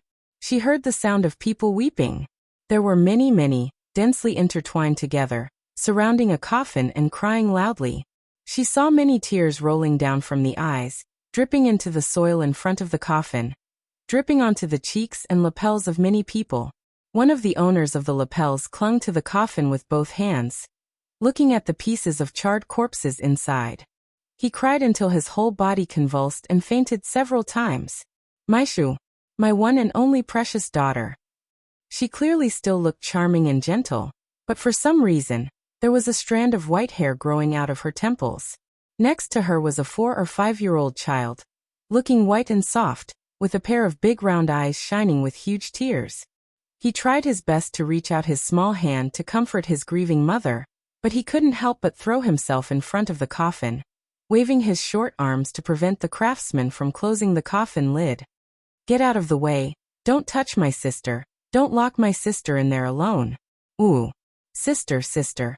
A man in his 40s, wearing a high hat and a wide belt, also stood there with a face full of pain, holding his throwing tantrums in his arms, but when he saw the miserable state of his beloved daughter again, his footsteps became weak, and he almost stumbled and fell, with tears streaming down his face. A round-faced person, who looked very soft and good-tempered, came forward to support him and comfort him, but when he turned his head, his eyes were also red. There was another person, standing under the camphor with Tenjong away, looking in the direction of the coffin in the distance. This person was very strange.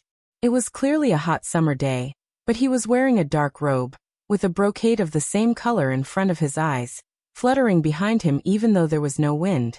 She thought that this person must be a weirdo, dressed like this. Wasn't he afraid of dying from the heat? However, this person had a good appearance. Although she couldn't see his eyes, the other parts of his body that were exposed could be regarded as the best in the world. His eyebrows were picturesque, his nose was like a heavenly carving, and his lips were especially beautiful.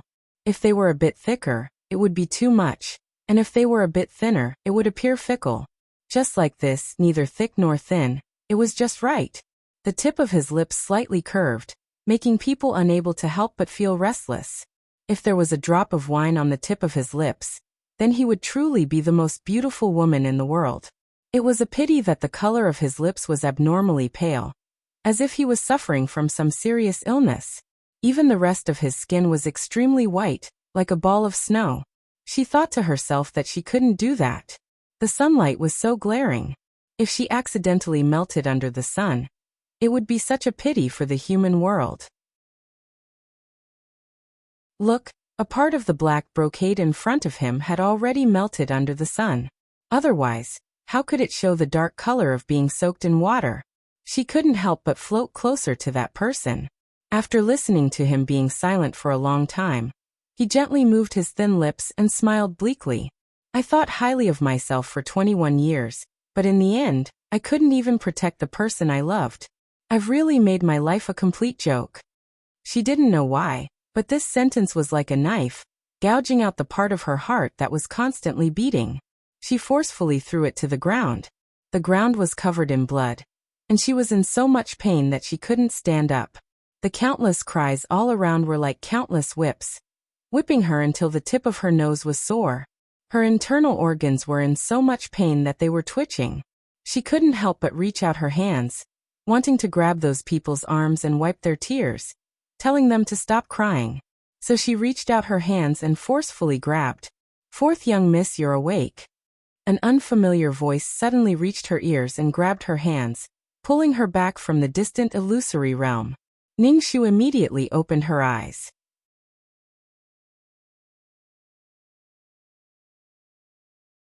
Chapter 452. In front of her was the roof of a carriage. Her forelimbs felt the even vibration of the carriage wheels, which told her that her estimation was correct. This was a carriage that wasn't too big, nor was it conspicuous. Only 2 or 3 people could sit inside. She was lying in the arms of a young girl. The young girl was quite young. Her hair was combed into 2 buns like a servant girl. Her eyes weren't big and she had an oval face. She was lying down, so the young girl could only kneel down. Although the carriage wasn't big, the decorations could be considered neat. There were cushions for shock, a small couch for resting, and the carved patterns on the inner walls showed an exotic style. However, her head hurt so much that it felt like it was about to split open. Her mind was groggy, full yet empty. All her memories seemed to have been forcefully trapped, piled up, and stuffed into a corner. They seemed to be there, but she just couldn't recall them. She could only forcefully press her temples, barely suppressing the pain. After briefly observing the surrounding situation, Ningxu said with a hoarse voice, "What did you call me?" The servant girl said without hesitation, "Fourth young Mississippi." Who else could it be? Fourth young miss, you couldn't have hit your head that time, right? The doctor clearly said it wasn't a big deal. That doctor must be a quack. Ningxu wrinkled her brows and pressed her fingers on her temples. I hit my head before? My head hurts so much that I can't remember anything. Can you tell me what exactly happened? The servant girl sighed. This is a long story. My family's master, that is young Mrs. Father, is a silk merchant in southern Yen. His family's wealth is very good. Although it can't be said that his wealth is comparable to a country, buying 3 to 5 cities is not an exaggeration. You are the manor's fourth young Mississippi madam has been waiting for you for many years. She gave birth to you through a difficult labor, and raised you like a pearl in the palm of her hand. But when you were 3 years old, Master and Madam took you to the Lantern Festival to play and admire the lanterns. You played very happily. However, there was an accident. A lion dance team suddenly rushed out and separated you from Master and Madam. Master and Madam desperately tried to pass through the lion dance team, but you had already disappeared. Master and Madam searched the entire city but couldn't find you. Later, they found out that the lion dance troupe was a group of human traffickers. They would come out on festive days to create chaos and steal other people's children. They would then abduct and sell them to neighboring countries or remote mountain villages. Master and Madam were devastated, but they never gave up looking for you. 13 years later, that is 2 months ago, someone found you in a brothel in the capital of Great U. After comparing you to Madam, they found a scar on your palm. It was exactly the same as the scar you got when you were naughty and careless when you were a child. Only then did they confirm your identity. This time, His Majesty sent an envoy to Great U. It just so happened that the deputy envoy and Master were close friends. If the deputy envoy appeared, no matter how vicious the brothel's procuress was, she would still release you. Thus, Master ordered us servants to follow the deputy envoy and bring young Miss back to your homeland to reunite with your family. However, we servants didn't expect that the brothel's procuress would be so evil. She clearly accepted our ransom and promised to release you, but secretly plotted to kill you. Thus, in the chaos of the fight, young Miss accidentally fell down the stairs and hit her head. Thus you forgot many things. The maidservant couldn't help but wipe her tears. Young Miss, you have really suffered these years. But rest assured, when you return to the manor and recover, you will definitely remember. However, this servant thinks that even if you can't remember, it doesn't matter. If you forget those bitter days, then forget them. In the future, we servants will definitely treat you well.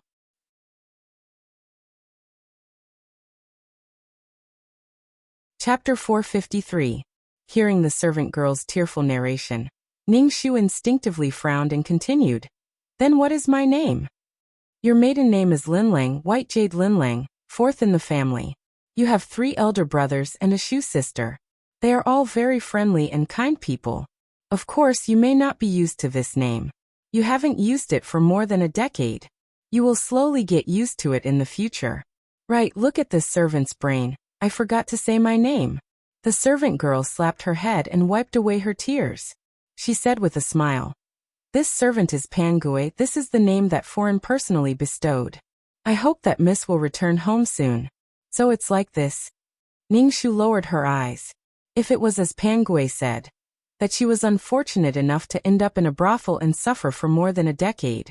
One day, she would return home. Her family was rich, her brothers were honest, her sisters were kind. Her parents were all deeply in love and only hoped for her return. She should be overjoyed. But why was her heart so calm and unruffled? She felt unfamiliar, as though the person she spoke of had nothing to do with her. In the dream, the sorrowful cries of Shuer echoed in her mind. It was like a knife cutting at her heart, causing her limbs to feel numb and the pain to penetrate her heart. She moved and then realized that the right side of her face was bandaged. She instinctively wanted to tear it off but was stopped by Pangui. She said with a nervous expression, Fourth Miss, what are you doing? Her momentary panic caused Ningxu to say blankly, I just feel that the cloth is too thick and I can't breathe. So I want to tear it off a bit to get some air. What is it? Pangui's gaze dodged and then she said reproachfully, You fell down the stairs, saw blood, and your face was injured. So I helped you bandage it. The doctor said that you must not tear it off in the next few days. Otherwise, if it leaves a scar in the future, you will cry. Ningxu smiled. All right, if you say so, then so be it. The carriage followed behind the long procession, rumbling forward at a constant speed. She looked out from the corner of the fluttering carriage curtain, looking at the bustling streets that seemed strange yet familiar. She looked at the people passing by with familiar accents, chatting and laughing with their friends, bargaining with the shopkeepers. She looked at the ridge on the corner of the city gate getting closer and closer. She thought for a moment and said, Are we going out of the city? Pangue nodded and said happily, yes, we can leave this place and return to our homeland of the southern Yan after a while. Ningshu's gaze lingered on a tall horse in front of the convoy. Sitting on the horse was a young noble who was close to 20 years old. He was wearing a scarlet cloak and had a tall and straight figure with slender limbs. But for some reason, that person's mood didn't seem to be good. His entire body was filled with a lonely and evil aura, causing people to retreat. Looking at his blurry silhouette, a strange feeling floated through Ningshu's heart. She said, "Who is that?" Pangue pulled the carriage curtain back and said with a panicked expression, "Ah, that is the 6th Prince of Great Yu. He is under the orders of the Emperor to escort the vice envoy and the princess out of the city.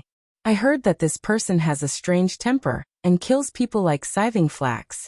We should keep a respectful distance." Ningshu's gaze floated to her unconsciously clenched hands, and then she calmly retracted it. She said with a smile, "It's just a glance. Why are you so nervous? If you act like this, I will think that I have some conflict with him in the past, and you won't let me see him." Pangue realized that his reaction was too much and hurriedly covered it up. No, you didn't know each other before.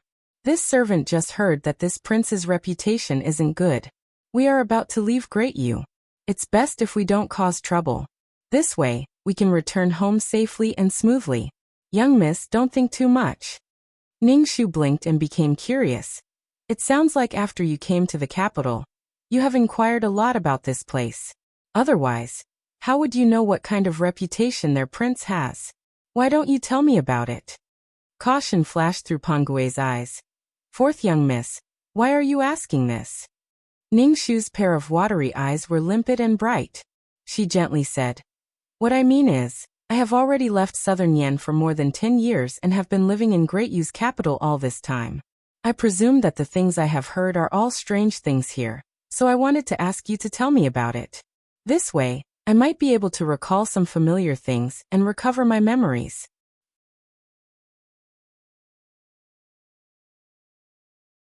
Chapter 454. We've only been in the capital for a month or so, and we're guests from another country, so we don't dare to run around. We're only thinking about rescuing Miss, so where would we find the time to inquire about some strange news? What we know is from the vice envoy's orders. We really don't know anything else. Miss, your body is not well yet. This servant will wait for you to drink some soup and rest. We'll be leaving the city in a bit. Pangue lifted a corner of the curtain and waved his hand at a mute girl who was following silently outside. That mute girl respectfully brought in the box with the soup in her arms. Ningshu had many doubts. Originally, she did not plan on drinking the soup, but when the wooden box was opened and she smelled the sweet fragrance, she couldn't help but take a tentative sip. Because the fragrance was strangely familiar. It was like when she was a child. She really acted coquettishly in front of her mother, begging her mother to make her a bowl of sweet soup. Mother, I want to drink the sweet soup you made. Just one sip and I'll be fine." Her mother held her in her arms and rocked her gently. She kissed her forehead and comforted in a soft voice. Good. You little greedy cat, mother will make it for you. My little greedy cat, you have to get better quickly after drinking the soup." Pangue's voice seemed to have some kind of magic. Combined with her burning eyes, they formed 2 bottomless black holes. Her eyes blurred and her mind and soul were unconsciously sucked in. This is Mrs. favorite sweet soup. Ever since Miss and Foreign were separated, Foreign has been cooking this soup every day. When the soup is cold, she will cook it again. When it's done, she will put it there and watch it gradually cool down. Day after day, year after year. Everyone in the Fu knows how to make this soup. Fourth Miss, Foreign is waiting at home for you to return. Ningshu's expression was dazed. Mother is waiting for me. Pangue's hand floated in front of her eyes. His voice was slow and deep. Yes, you're sleepy now. Close your eyes and sleep for a while. You'll see Foreign soon. Her eyes slowly closed. Ningshu sank back into chaos. When Pangue saw this, he exchanged glances with the mute girl and exhaled at the same time. Putting the bowl of soup back into the wooden box, Pangue said, "Young Miss is too clever. She caught me a few times. Fortunately, I have this bowl of soup. We have passed this hurdle. In the future, we have to be more careful. At the very least, we have to endure until we leave the Great Yu domain. The mute girl looked at Ningxu anxiously, as if she had thousands of words to say, but she forced them down and pointed at herself. Pangui shook his head and said, "Better let me do it. You continue to stand guard outside. I'm afraid that your willpower isn't firm and instead spoil Madam's important matter. Don't worry, I'm here. I won't let anything happen to her." The long convoy finally arrived at the city gates. Xiao Yuni pulled the reins and stopped the horses. Deputy Envoy Tuoba Han said with a smile, "Thank you, Sixth Prince, for sending us all the way here on behalf of your country's monarch. The city gates are right in front. Even if you send us off for 1,000 miles, we still have to part. Sixth Prince, please stop. If Sixth Prince has the chance to visit my southern Yen in the future, this envoy will definitely welcome you." Xiao Yuni nodded politely. Envoy Tuoba is too polite. This time, I'm bringing my Great Yu's princess back to the country through marriage. What I'm bringing back is not only my royal father's precious pearl, but also my Great Yu's 10,000 years of friendship. Please be sure to tell your country's monarch to treat the princess well. This prince is extremely grateful. Ha ha ha, of course. It's my southern Yan's fortune to have this pearl. How can we wait? Sixth Prince, don't worry. It's getting late. We have to hurry on our way. Farewell, Your Highness. Tuoba Han waved his arm, and the long convoy set off again, slowly driving out of the capital. The person sitting in the red carriage with red paint and red silk silently shed 2 streams of hot tears through the red veil in front of her. She solemnly bid farewell to Xiao Yuni, and from now on, she would be separated from her homeland. Xiao Yuni sat on the horse and watched the convoy pass by one, sending them off with his eyes. Beside him, the guard with a golden mask said softly, "Your Highness, His Majesty's mission has been completed. I'll escort you back to your residence." A crack finally appeared on Xiao Yuni's zombie-like face, revealing the red flesh inside. The red veins in his eyes floated up one by one. The veins on the back of his hands swelled up one by one, almost bursting. Something like that happened to her, but I couldn't even go and visit her immediately. Instead, I'm still here fulfilling the so-called Emperor's orders. You want me to go back to my residence now? Do you want me to not even see her for the last time? I've said too much. Please punish me, Your Highness."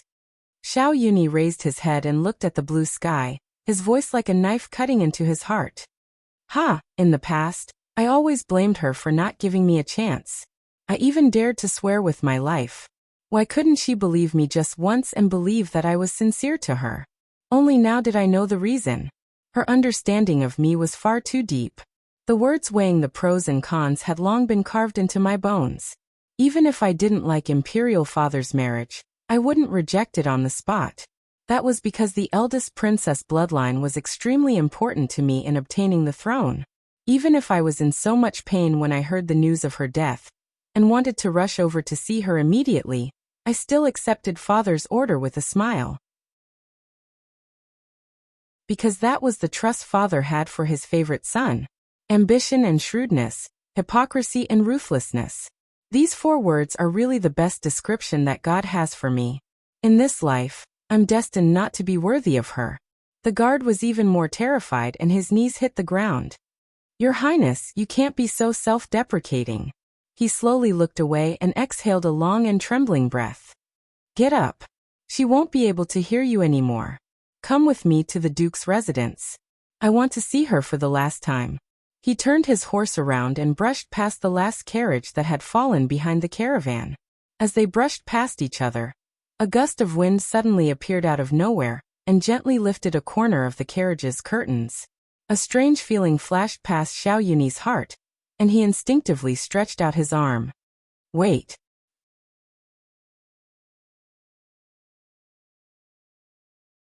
Chapter 455. Tuoba Han, who had been riding at the front, turned his horse around when he heard the report. Sixth Prince, what is it? Xiao Yuni pointed his horsewhip at the last carriage that was too quiet. I heard from the officials of the Ministry of Rights that the envoys from your country exchanged treasures with the 2 countries, including the princess dowry, There should be a total of 36 carriages.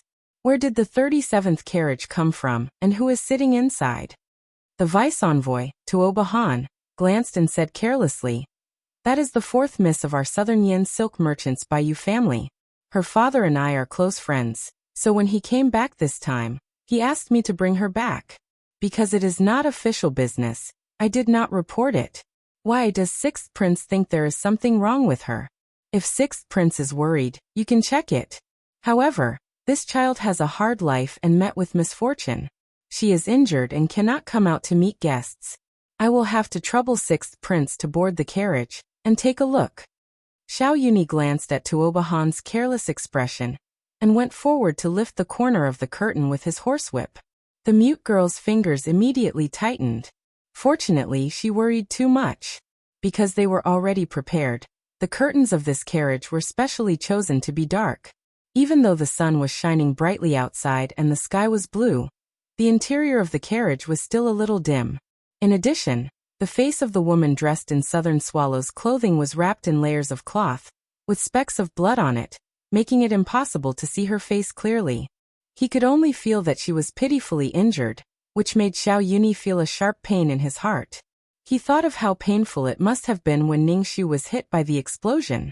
The pain in that moment made him not want to investigate the identity of this woman. He put down the curtain and waved his hand. "Sorry to disturb you. Take care, Vice-Envoy." Tuoba Han cupped his fists and said goodbye to him again. The mute girl and Pangui exhaled at the same time.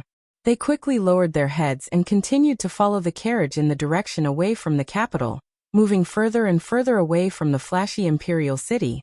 In the other direction, in the western suburbs, among the crying crowd that was preparing to return home with the coffin, under the tall camphor tree, Xiahou Qing's heart suddenly jumped. He clenched his hands into fists and coughed violently. "Young master." Guillermo immediately took out a porcelain bottle from his pocket, took out a pill and handed it to him, but he refused to take it. Guillermo was so anxious that he stamped his feet. "Your Highness, you've spat out blood twice in a short time. If you don't take the medicine, your body won't be able to stand it." Juicy couldn't help but persuade from the side. "Now that things have come to this, no one can save the Milky Way. I know your heart is like a knife, but if you can't take care of yourself, how can you find the murderer who murdered Miss Ning?" Xiahou Qing stubbornly pushed the medicine away. He smiled bleakly. "Do you know? Just now, I seem to have heard her calling me by my ear, urging me to go and save her. She was going to be taken away and never come back." Guillermo and the others looked at each other and sobbed.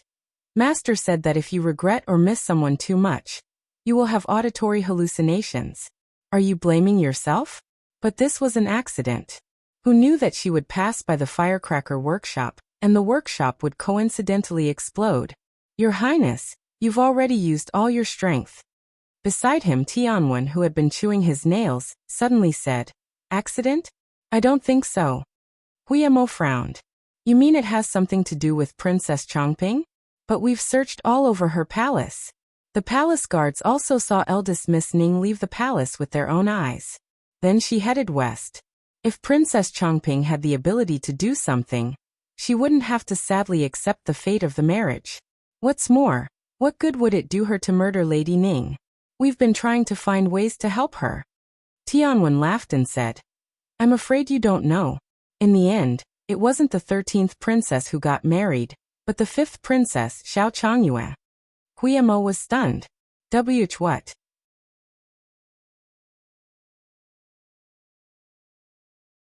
Chapter 456. Tianwen said, "This happened just before the procession set off. At that time, Shi Ziyi was in a hurry to find Lady Ning, so I didn't have time to report this matter. Just as the 13th princess was about to get on the carriage, the 5th princess, Xiao Changyue, suddenly appeared and took the initiative to ask His Majesty to marry in place of Princess Chongping. His Majesty was very surprised, but the 5th princess was sincere and kowtowed. If His Majesty didn't agree, she wouldn't get up. His Majesty was moved by her sincerity, so he agreed to her request. Now, calculating the time, the procession should have left the capital from another direction. Shi Yan had always said what he wanted to say, and wasn't the least bit courteous. So, could it be that after Princess Chongping asked us for help, she was suddenly bewitched by another power, and used it to help her escape the marriage without being punished as a bargaining chip to turn her head and deal with us? If that's the case, Princess Chongping is too vicious. Shiziyi, let's go to the palace and ask her clearly. Huiyamo was confused and hesitated. Could there be some hidden story? I don't think she's like. Xian's eyes widened. You don't think she's like that? But there's an old saying. You can know a person's face but not his heart. There's another saying. A woman's heart is the most poisonous. In Journey to the West, the white-boned spirit could deceive Tang Sanzang 3 times in a row. How can you be sure that she's not the white-boned spirit? I've said before that beautiful women are the best at lying. Their tears are the most powerful weapons. Hey, you can't have been bewitched by her, right? Xian jumped away in horror. Huiyamo was surrounded by several pairs of eyes. He looked at his Shiziye's pale face and felt very guilty. He weakly retorted and hid in the corner. No, I didn't, I won't say any more. When they were besieging Huema, Xiaoqing, who had been silent all this time, suddenly moved his eyebrows and opened his mouth to interrupt them. Ahem. Tianwen, tell me the whole story again, including when Ning Shu's carriage left the palace, which route it took, how many times it stopped, who it talked to, etc. Tell me everything. Don't leave out any details. With the heir's orders, Tianwen didn't dare to delay. He hurriedly abandoned Huiyamo and reported all the information he'd found in order from beginning to end. According to the palace's records, this morning, Lady Ning entered the palace at 5:15 in the morning. After that, she stayed in Princess Chongping's palace for more than 2 hours before leaving the palace in a carriage at 7:15 in the morning. After that, she went west along Xuanwu Street and passed by Xinfang Terrace, Purple Bamboo Garden, and Qintai Road. At noon, she went out of the city gate and continued west. After that, she went to the tea house we've been to before. There, she rested for a while, said a few words to the owner of the tea house, gave him a tip, and continued on her way. Xiaoqing listened to every word that Tianwen said and pondered it over in his heart. Immediately, a map of the entire capital appeared in his mind, marking the places that the carriages passed by. Then his heart trembled, and he suddenly raised his head. Immediately follow me to chase after the entourage of the imperial bride. Xian was shocked. Shiziyi, what's wrong? Why do you want to chase after Haqin's carriage? He quickly winked at Jiuxi and the others. Oh my god! Did Shiziyi become too sad and his mind became chaotic? Xiaoqing spoke very quickly. I don't have time to explain now. You only need to know that if I don't chase after them now, I will regret it for the rest of my life. His face was so serious that Jiuxi had only seen it 3 times in more than 10 years. The first time was when he lost his sense of smell, and the first blood-red plum blossom grew on the side of his neck. The second time was when he completely lost his sight and handed over all his skills to them, and ordered them to continue after his death to find the evil mastermind behind the scenes to comfort his soul in heaven. The third time was now. Therefore, Jiuxi didn't think and immediately sealed Xian's mute acupoint. He brought the horse over to Xiaoqing and helped him onto the horse. They mounted the horse again and rushed in the direction of another city gate as fast as lightning. Xiaoqing bent over, causing the originally calm air around him to become a rapid gust of wind. Due to his extreme speed, the black satin in front of him slipped off carelessly. It was stolen by the wind before he grasped it again.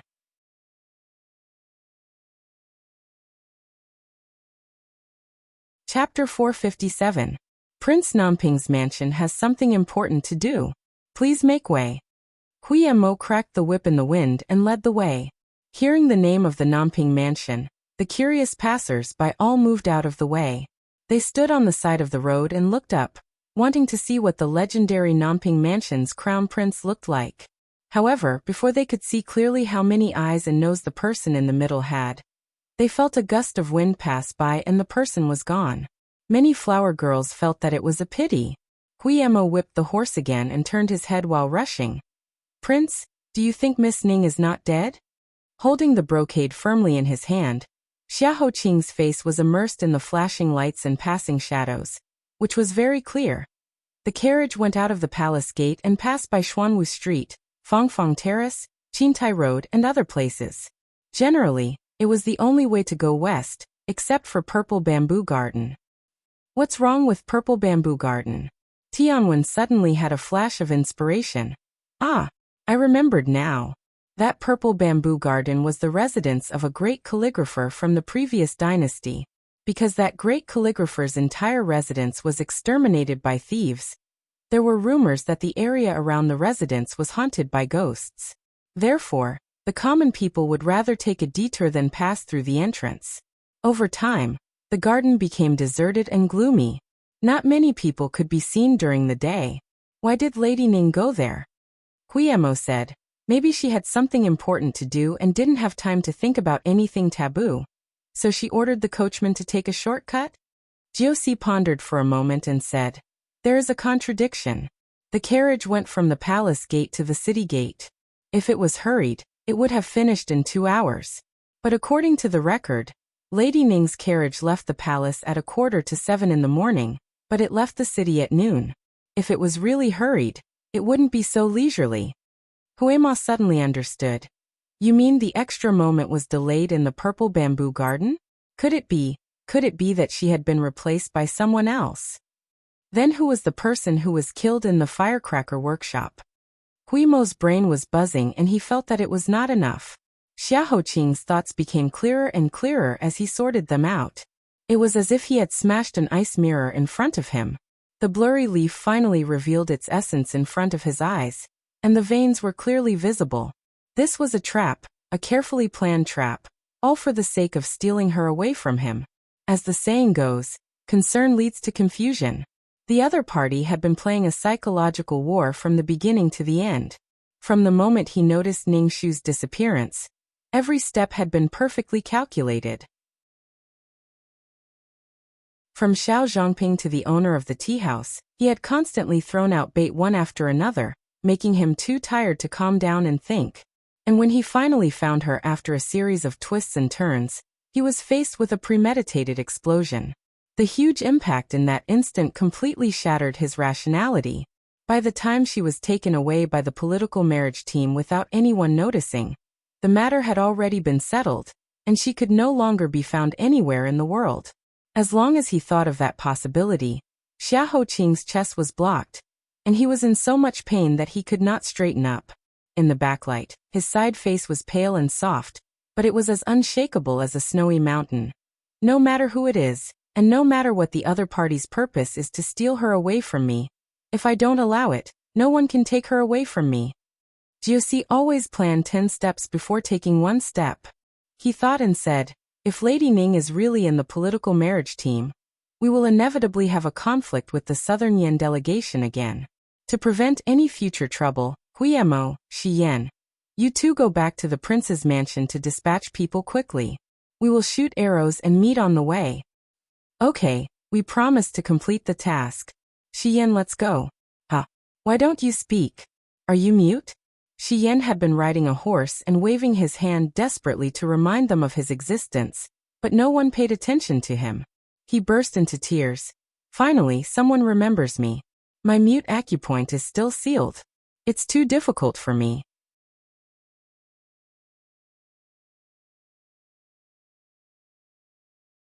Chapter 458. Who is blocking the road ahead? When the group of carriages passed by the Shirley Pavilion, they were suddenly stopped by 2 maidservants. The leader of the first carriage immediately shouted at them. A slender, dark-colored palace dress came out from behind the 2 maidservants. The person's face was covered with a veil. I am Xiao Zhongping. I am here to send off my eldest sister. 13th Princess? The guards immediately stopped the carriage and reported a few words to the deputy envoy. Not long after, a dazzling red wedding dress slowly walked out of the carriage. She walked in front of Xiao Zhongping and lifted her veil. The two of them talked in private. When she saw Xiao Changyue, Xiao Zhongping's voice suddenly became unstable. 5th sister, why do you want to marry for me? Did that person come to find you? Xiao Zhongyue smiled faintly as she looked at this little sister of hers who had grown up together with her, but couldn't be considered familiar with her. This proud princess who had once been deeply doted on by the emperor had become gentle and indifferent after experiencing so many things. Furthermore, the rare heroic spirit in her forehead seemed to have vanished with the death of a man named Yin Ruohui, leaving behind only a noble and gorgeous empty shell. She said, "Someone did come to find me, but I was willing."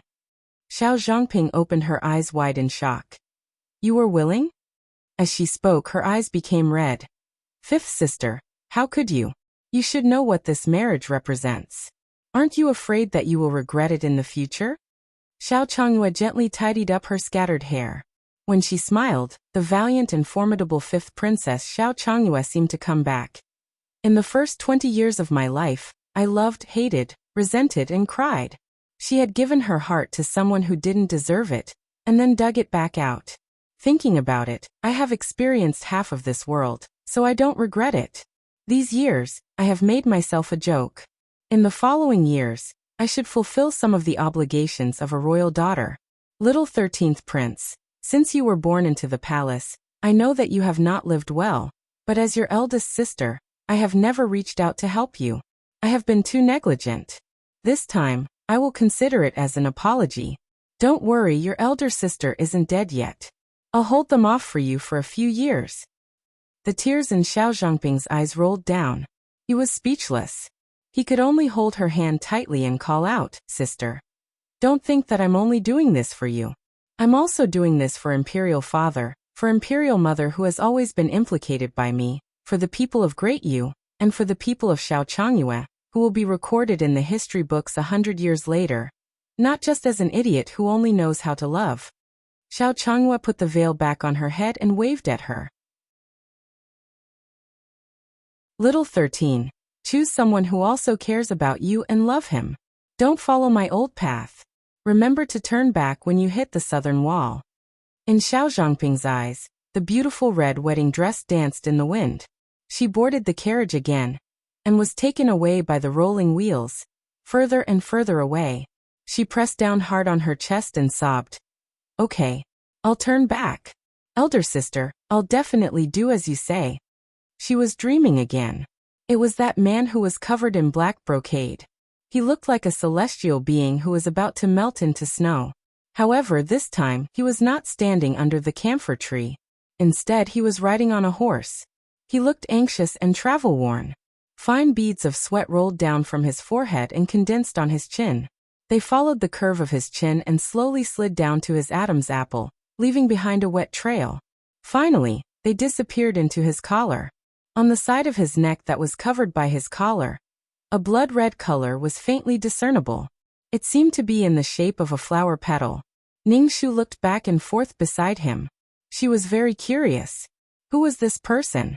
Why did he always appear in her dreams? Could it be that it was a love debt she had previously incurred? That feeling was good. He was so handsome and did not seem to be lacking in money. This kind of love debt, the more the better. But why was it that every time she dreamed of him, her heart would feel both happy and sad, causing her soul to feel uneasy? She wished she could immediately turn into a gust of wind and float to his side like a butterfly. Of course, she did not have the ability to turn into a butterfly. As a result, she woke up again and saw the mute girl kneeling beside her, washing her body and wiping her face.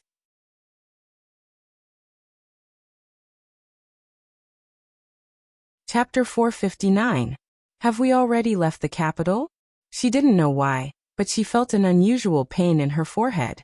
She was also trapped in a faint dizziness. It was like a legendary illusion. The mute girl nodded. "What time is it now?" The mute girl gestured that it was sunset, and they should get out of the carriage to rest. Ningxu looked around and found that they were no longer in the carriage. They were surrounded by low tables, soft couches, and small windows. Under the window, there was a pottery vase with a bunch of dogtail flowers. Although it was not very gorgeous, it was neat.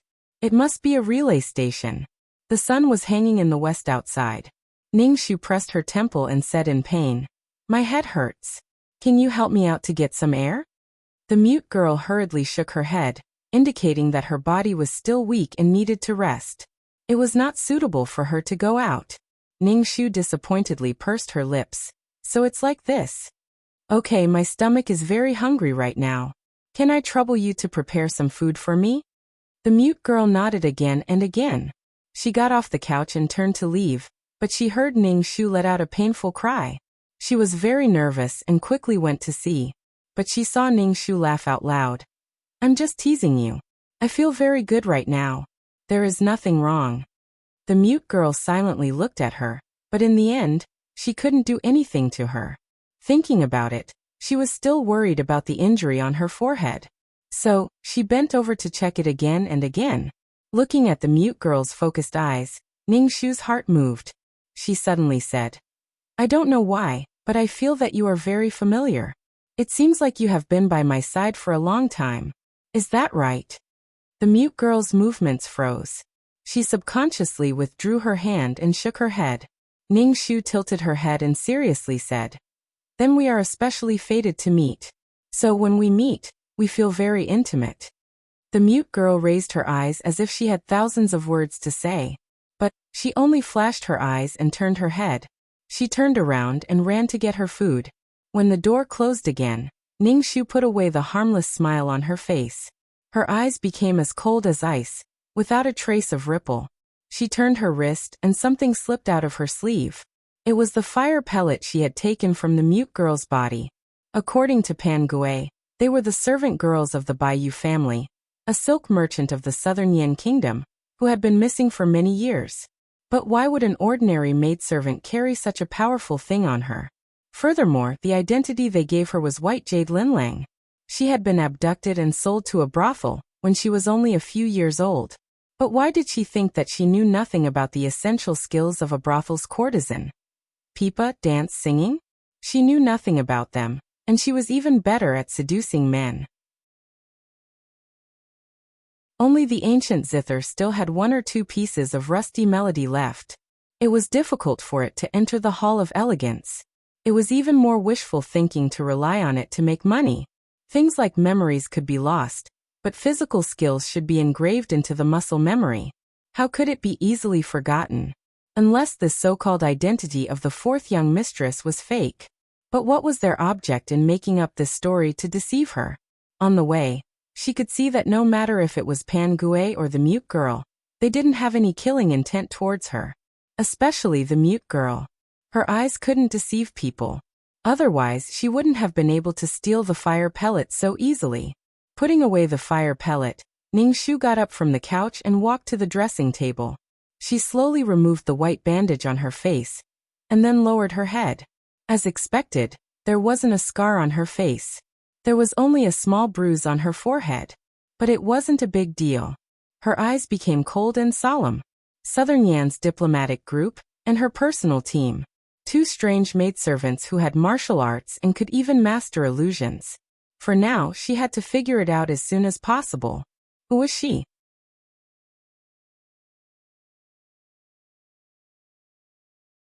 Chapter 460. The relay station was completely surrounded by the Hachin caravan, and there were soldiers guarding outside. Ning Shu looked around and confirmed that she could not find any chance to escape. The current situation was unclear, and she was not even sure of her own identity. Even if she escaped, she did not know where to go. The best choice now was to bide her time and act according to the situation. She was thinking about where she could find some useful words or clues when the door opened with a creak. She immediately lay back on the bed and continued to pretend to sleep. It was not Pan Gui or the mute girl, but a middle-aged man with a strong and rough appearance and greedy eyes. It was the Southern Yan deputy envoy, Tuoba Han. He stood with his hands behind his back, protruding his stomach, squinting his snake-like eyes, taking leisurely steps towards Ning Shu, looking at the soft young girl on the couch. The muscles on Tuoba Han's face twitched as he slowly smiled. You're such a sharp-tongued little girl. You didn't expect that there would be a day when you would fall into my hands, right? That day, you refuted me in front of everyone in the Zichen Palace Hall, causing me to lose a lot of face. Now you have to rely on me to escape. Let me see what you're going to spit out from that sharp little mouth of yours. On the bed, Ning Shu felt a strong sense of disgust rise in her heart. She calmly pinched the fireball in her sleeve, but her face was calm as if she had really fallen asleep. But this little trick was too ordinary in Tuoba Han's eyes. He approached the edge of the bed, bent down and pinched her chin. Pretending to be asleep? Haha, tricks. Ningxu woke up from her dream. Her face was pale as she screamed. Like a frightened rabbit, she hid in the innermost part of the bed and hugged herself in fear. She looked at the unfamiliar poisonous snake in front of her. Who are you? Why are you in my room? Are you the procuress who came to take me back? Don't come over. Pangue. Mute girl. Come and save me. I don't want to go back. I don't want to go back. Looking at the pure white eyes of the young girl in front of him, Tuoba Han raised his eyebrows with interest. He suddenly laughed. Oh, I almost forgot. You shouldn't remember anything. Ha ha ha, my good niece, let me tell you, I am your good uncle, your father's close friend for many years. Ever since I was your uncle, I have doted on you the most. Quickly get close to your uncle. In any case, she had worked in a brothel before. Who didn't she serve? Keep the goodies within the family. What are you doing? Let me go. Ningxu didn't even bother to put on her shoes. She ran toward the door as if she was escaping, scattering a handful of things. Tuoba Han broke into a run and chased after her. Just as his iron palms were about to grab her, he stepped on a few pearls and almost fell down. He staggered for a moment, and his evil nature became even more aroused as he chased after Ningxu. Ningxu ran for her life in the corridor, screaming at the top of her lungs as she ran towards the place with the most guards. If she guessed correctly, this should be the residence of the princess. As expected, the door opened. A dignified and beautiful figure in a red palace dress walked out unhappily from inside. Deputy, why are you making such a ruckus? Ningxu immediately cried and threw herself at the princess. She was stopped by the palace maid beside her. Where did this girl come from? Don't you know the etiquette? Be careful not to startle the princess. Ningxu raised her head in fear. The white cloth on her face had been loosened halfway when she ran, revealing half of her face. When Xiao Changyue saw that half of the face, his pupils shrank and he said in shock, "Why is it you?"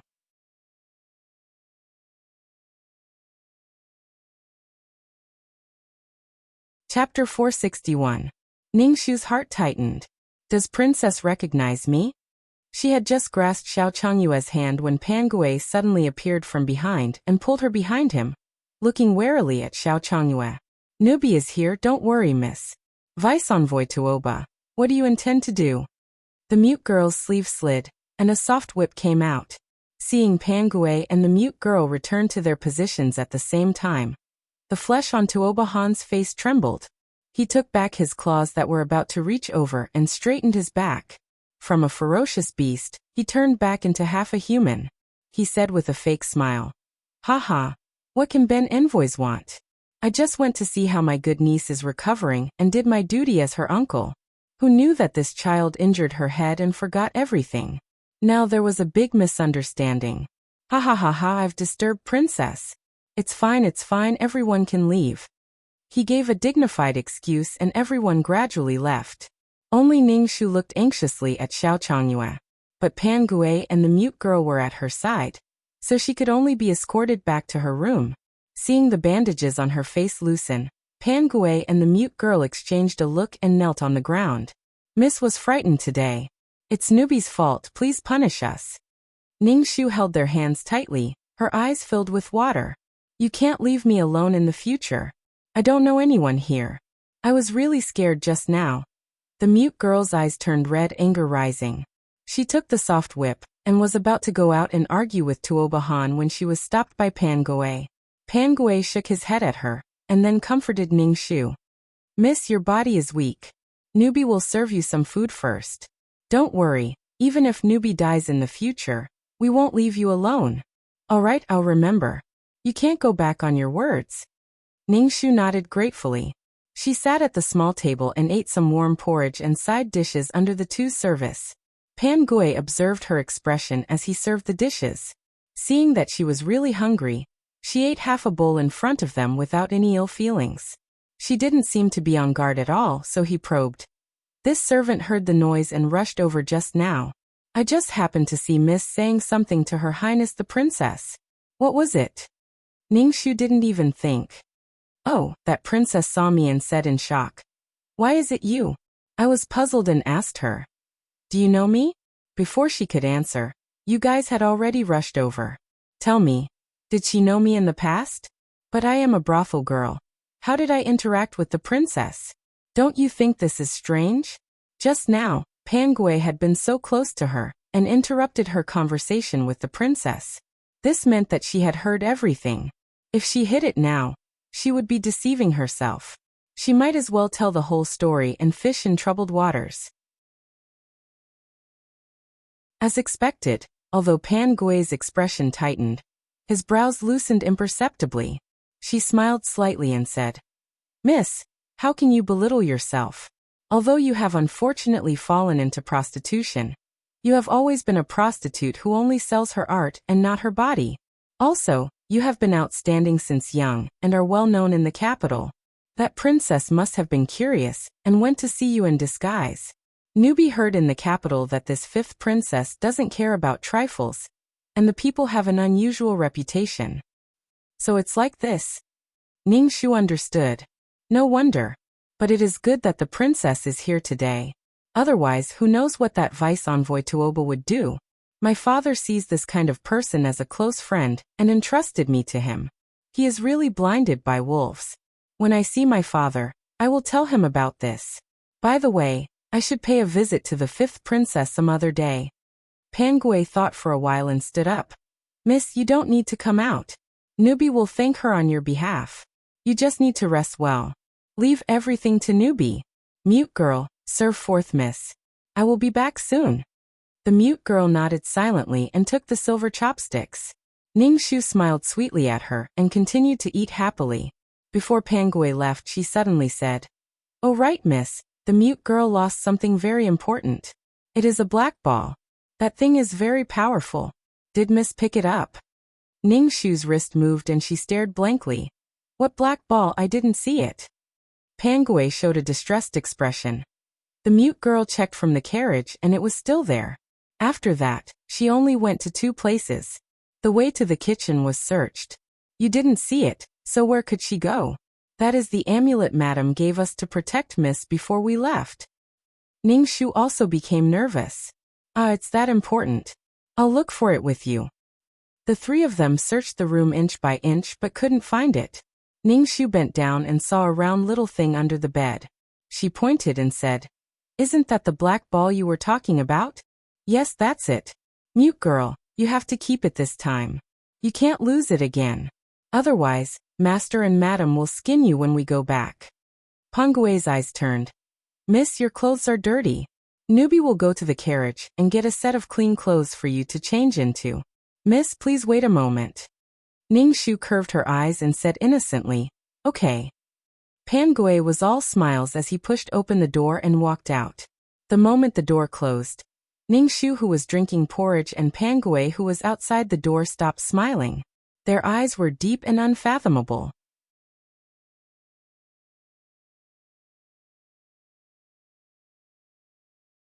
Chapter 462. There was a small river behind the relay station. The trees beside the river were lush, and there was no moon or stars. Under the shadow of the trees, Pangui lowered his voice and said, Deputy Tuoba, don't forget the agreement you made with my madam. My lady has evidence of your affair with someone else. If it weren't for the deputy envoy adding fuel to the fire, how could the envoy have fallen in love with Xuanfang Station, which had a huge dispute with him, and lost his life at the last farewell banquet? In the future, Deputy will have lost one of your greatest rivals in the Southern Yan Imperial Court.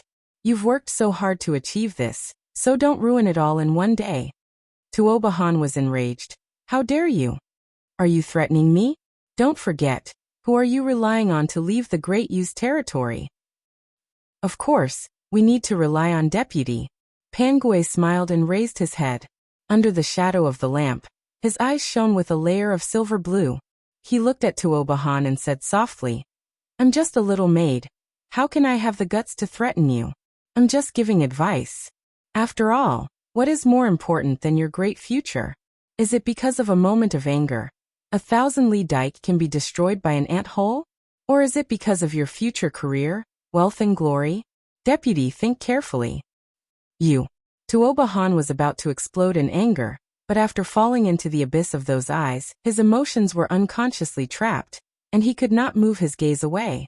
His expression was absent-minded, and he said unconsciously, "It's good that you know yourself. As for other things, I don't need a lowly maid to remind me. It's late, I should go rest." Pangue smiled and said, "Deputy Envoy must be tired from the journey. You should rest well. When you wake up, you will forget all the unpleasant things that happened today. Deputy Envoy, this way, let the servant send you off." Under Pangue's soft and ethereal voice, Tuoba Han yawned, slowly walking back to the relay station like a marionette, and went up the stairs. After sending away this plague, Pangue withdrew his smile and turned around, meeting the astonished eyes of 5th Princess Xiao Zhongyue, who was 100 feet away.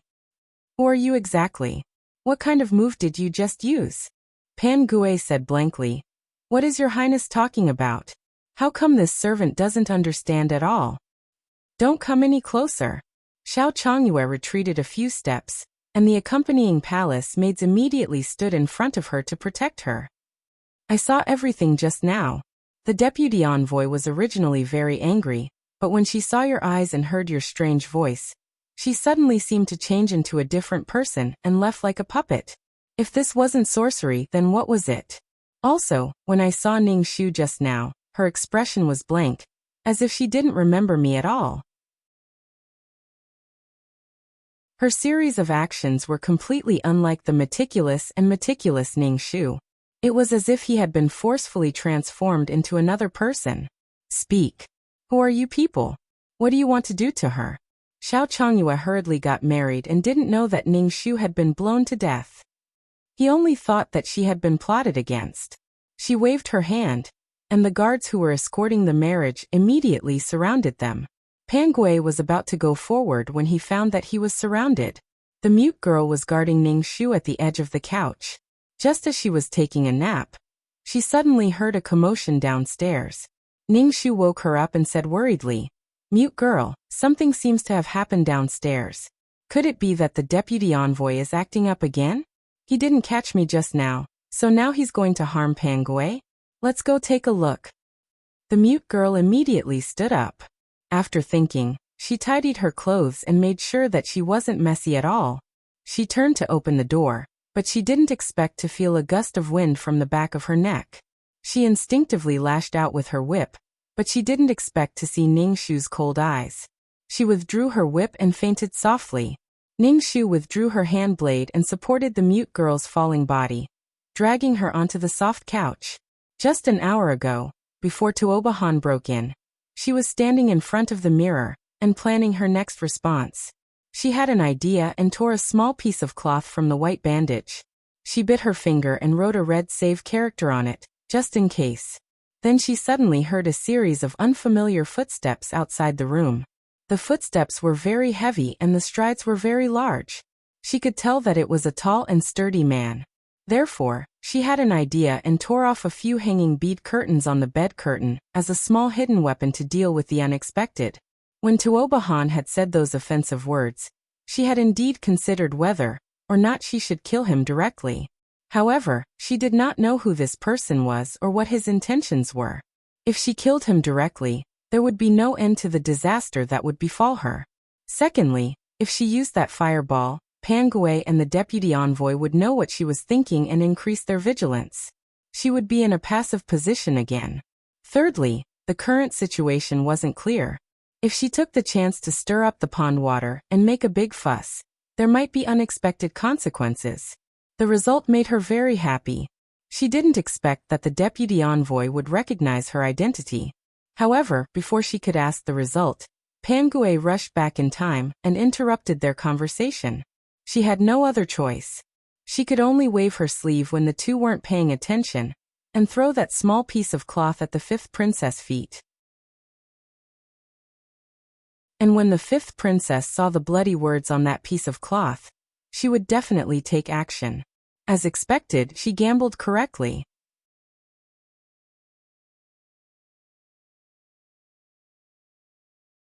Chapter 463. May your highness the princess be well. Walking down the stairs to the princess, Ningshu's orchid grass drooped slightly as she curtsied in greeting. Xiao Changyue was sitting in front of the stone table, resting her chin on her hand as she sipped tea. Seeing her, she half opened her eyes and said lazily, "It's you. Why have you come to see this princess?"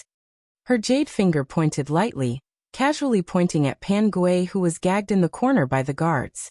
"Is it for your servant girl? Or is it to kowtow to Ben Gong and ask for forgiveness?" Ningshu looked at Pan Gui and said in a tone that was neither servile nor overbearing, "Your highness the princess is talented and intelligent, and outsmarts Ban Shu Wenji. This girl will not beat around the bush with princess. This girl has something to ask princess. Does your highness know this girl?" Xiao Changyue seemed to have heard something funny and laughed coldly. "Are you showing off? Are you trying to show off how famous you are, and how famous you are? In our Jing city, there may be many people who have not seen Ben Gong, but there are only a few who have not heard of your great name. You are very daring. Don't think that Ben Gong will always tolerate you." Catching the deep hostility in the princess tone, Ningshu frowned and continued to ask for advice. "So princess really does know this girl. To tell you the truth, my daughter suffered some injuries earlier, and has forgotten many things of the past. I can't even remember my own name. Princess, please don't be stingy and enlighten me. Who exactly is my daughter?" "Forgot?" Xiao Changyue raised an eyebrow and raised her voice. "You really forgot?"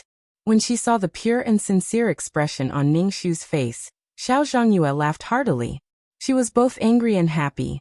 "You caused this consort to be in such a miserable state, but I didn't think that you would actually forget all about it. Why you are good, you are great." Ningshu's brows furrowed even tighter as she listened to her continue. "If it weren't for you, this consort would have already married her sweetheart and grown old together. However, just because he accidentally saw you perform at Admiring Moon Pavilion once, he threw all his heart on you as if he was possessed and completely abandoned this consort. I am a dignified princess, but I have been reduced to the laughingstock of the streets and alleys. I have no choice but to take the initiative to accept the fate of a political marriage. Do you think I should recognize you? But at least the heavens have eyes. They can't bear to see you continue to bring disaster to the world, so they ruthlessly punished you. How satisfying." Xiao Changyue got up and walked step by step towards Ningshu. If Ben Gong had known in advance that the young daughter of an old friend that had been left behind by the deputy envoy was you, Ben Gong definitely wouldn't have allowed you to travel with the group. Now that we've already exposed each other, this consort can't allow you to wander around in front of my eyes. Giving face to the deputy envoy, "Come, give her a semi-cursive letter. You can leave on your own. If you dare to appear in front of this consort again, this consort will definitely take revenge for that day." A cold-faced guard threw the semi-cursive letter in front of Ningshu, and then threw Pan Gui at her feet. Pan Gui's face was covered in tears as he explained to Ningshu, "Young miss, I followed your orders and specially went to get our Southern Yan's rare specialties to give to Her Highness the Princess. I didn't expect that when I opened the door, I would be caught by the princess's guards. Young miss, we should hurry and leave. Her Highness the Princess has a noble status. Even if she is vicious and merciless to kill us, we won't be able to resist." Several guards surrounded them and forcefully pushed them to the front of the carriage. Even the unconscious mute girl upstairs was pulled down and stuffed into the carriage. Ningshu had nowhere to go. She could only leave with Pan Gui, the mute girl, and an old uncle who was in charge of driving the carriage under the princess's banishment. Pan Gui shed tears and blamed himself. "Young miss, there is something that Pan Gui wants to confess to you. Actually, your face doesn't have any injuries. I purposely wrapped those strips of cloth around you, because I know the grudges between you and Her Highness the Princess. If she recognizes you, there will be no place for us. So I acted on my own, and was afraid that you would be frightened after knowing the truth. So I lied to you. I thought she wouldn't be able to recognize you after wrapping your face with the strips of cloth. I didn't expect that she still recognized you. It's all Pan Gui's fault." Ningshu helped her up. "I was too suspicious and didn't trust you all. So I had many conjectures and blamed you all wrongly. I hope you all don't take it to heart." Protecting young miss is our responsibility. Don't worry, as long as we servants still have a breath, we will send you safely out of Great U. Looking at the mute girl who was still unconscious, Ningxu couldn't help but feel guilty. But at the same time, an even bigger and more vague suspicion rose in her heart. It was as if she was wrapped in a ball of gray cotton. She clearly felt suspicions all around, but when she reached out to touch it, it was soft and she couldn't exert strength. This feeling of helplessness made her very tired. Maybe, the truth was as they said, she had been too suspicious? But how to explain the scenes in the dream? Who was the Shuer they kept calling out to? Who was it? When she closed her eyes in deep thought, she didn't notice that Pan Gue beside her silently lifted a corner of the carriage curtain. He looked towards Xiao Chongyue, who was standing under the lights on the second floor of the relay station in the distance, and gave a solemn and grateful gaze. What she didn't know was that in the time it took for an incense stick to burn after she left the relay station in the carriage, Xia Hoqing's horse danced with its 4 hooves, stepping on the axle prints left behind by the carriage, and stopping in front of the relay station. Xiao Hoqing's black hair fluttered in the night wind. He didn't have time to stop for a breath and hurriedly walked into the relay station. When she closed her eyes in deep thought, she didn't notice that Pan Gue beside her silently lifted a corner of the carriage curtain, and gave a solemn and grateful gaze towards Xiao Chongyue, who was standing under the lights on the second floor of the relay station in the distance.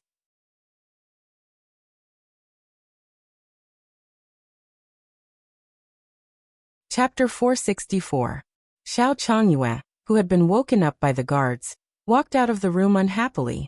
Looking at Xia Hoqing, who was dressed in black, he suppressed his annoyance.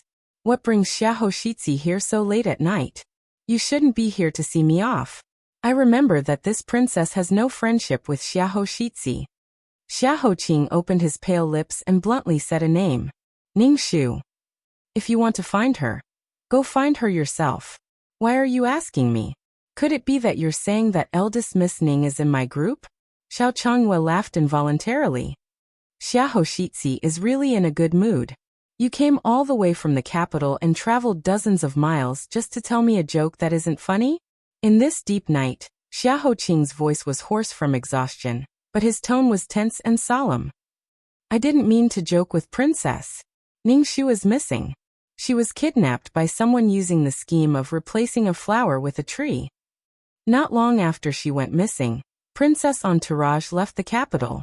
According to my guards, Princess Entourage and the Southern Yin diplomatic mission reported to the Ministry of Revenue that there should be 36 carriages, but in reality, 37 carriages left the capital. Princess, please tell me honestly where Ningxu is. 37 carriages? Xiao Chongyue frowned in confusion. He asked the people around him and soon received a response. A young girl dressed in foreign clothing, and her 2 servant girls were brought forward.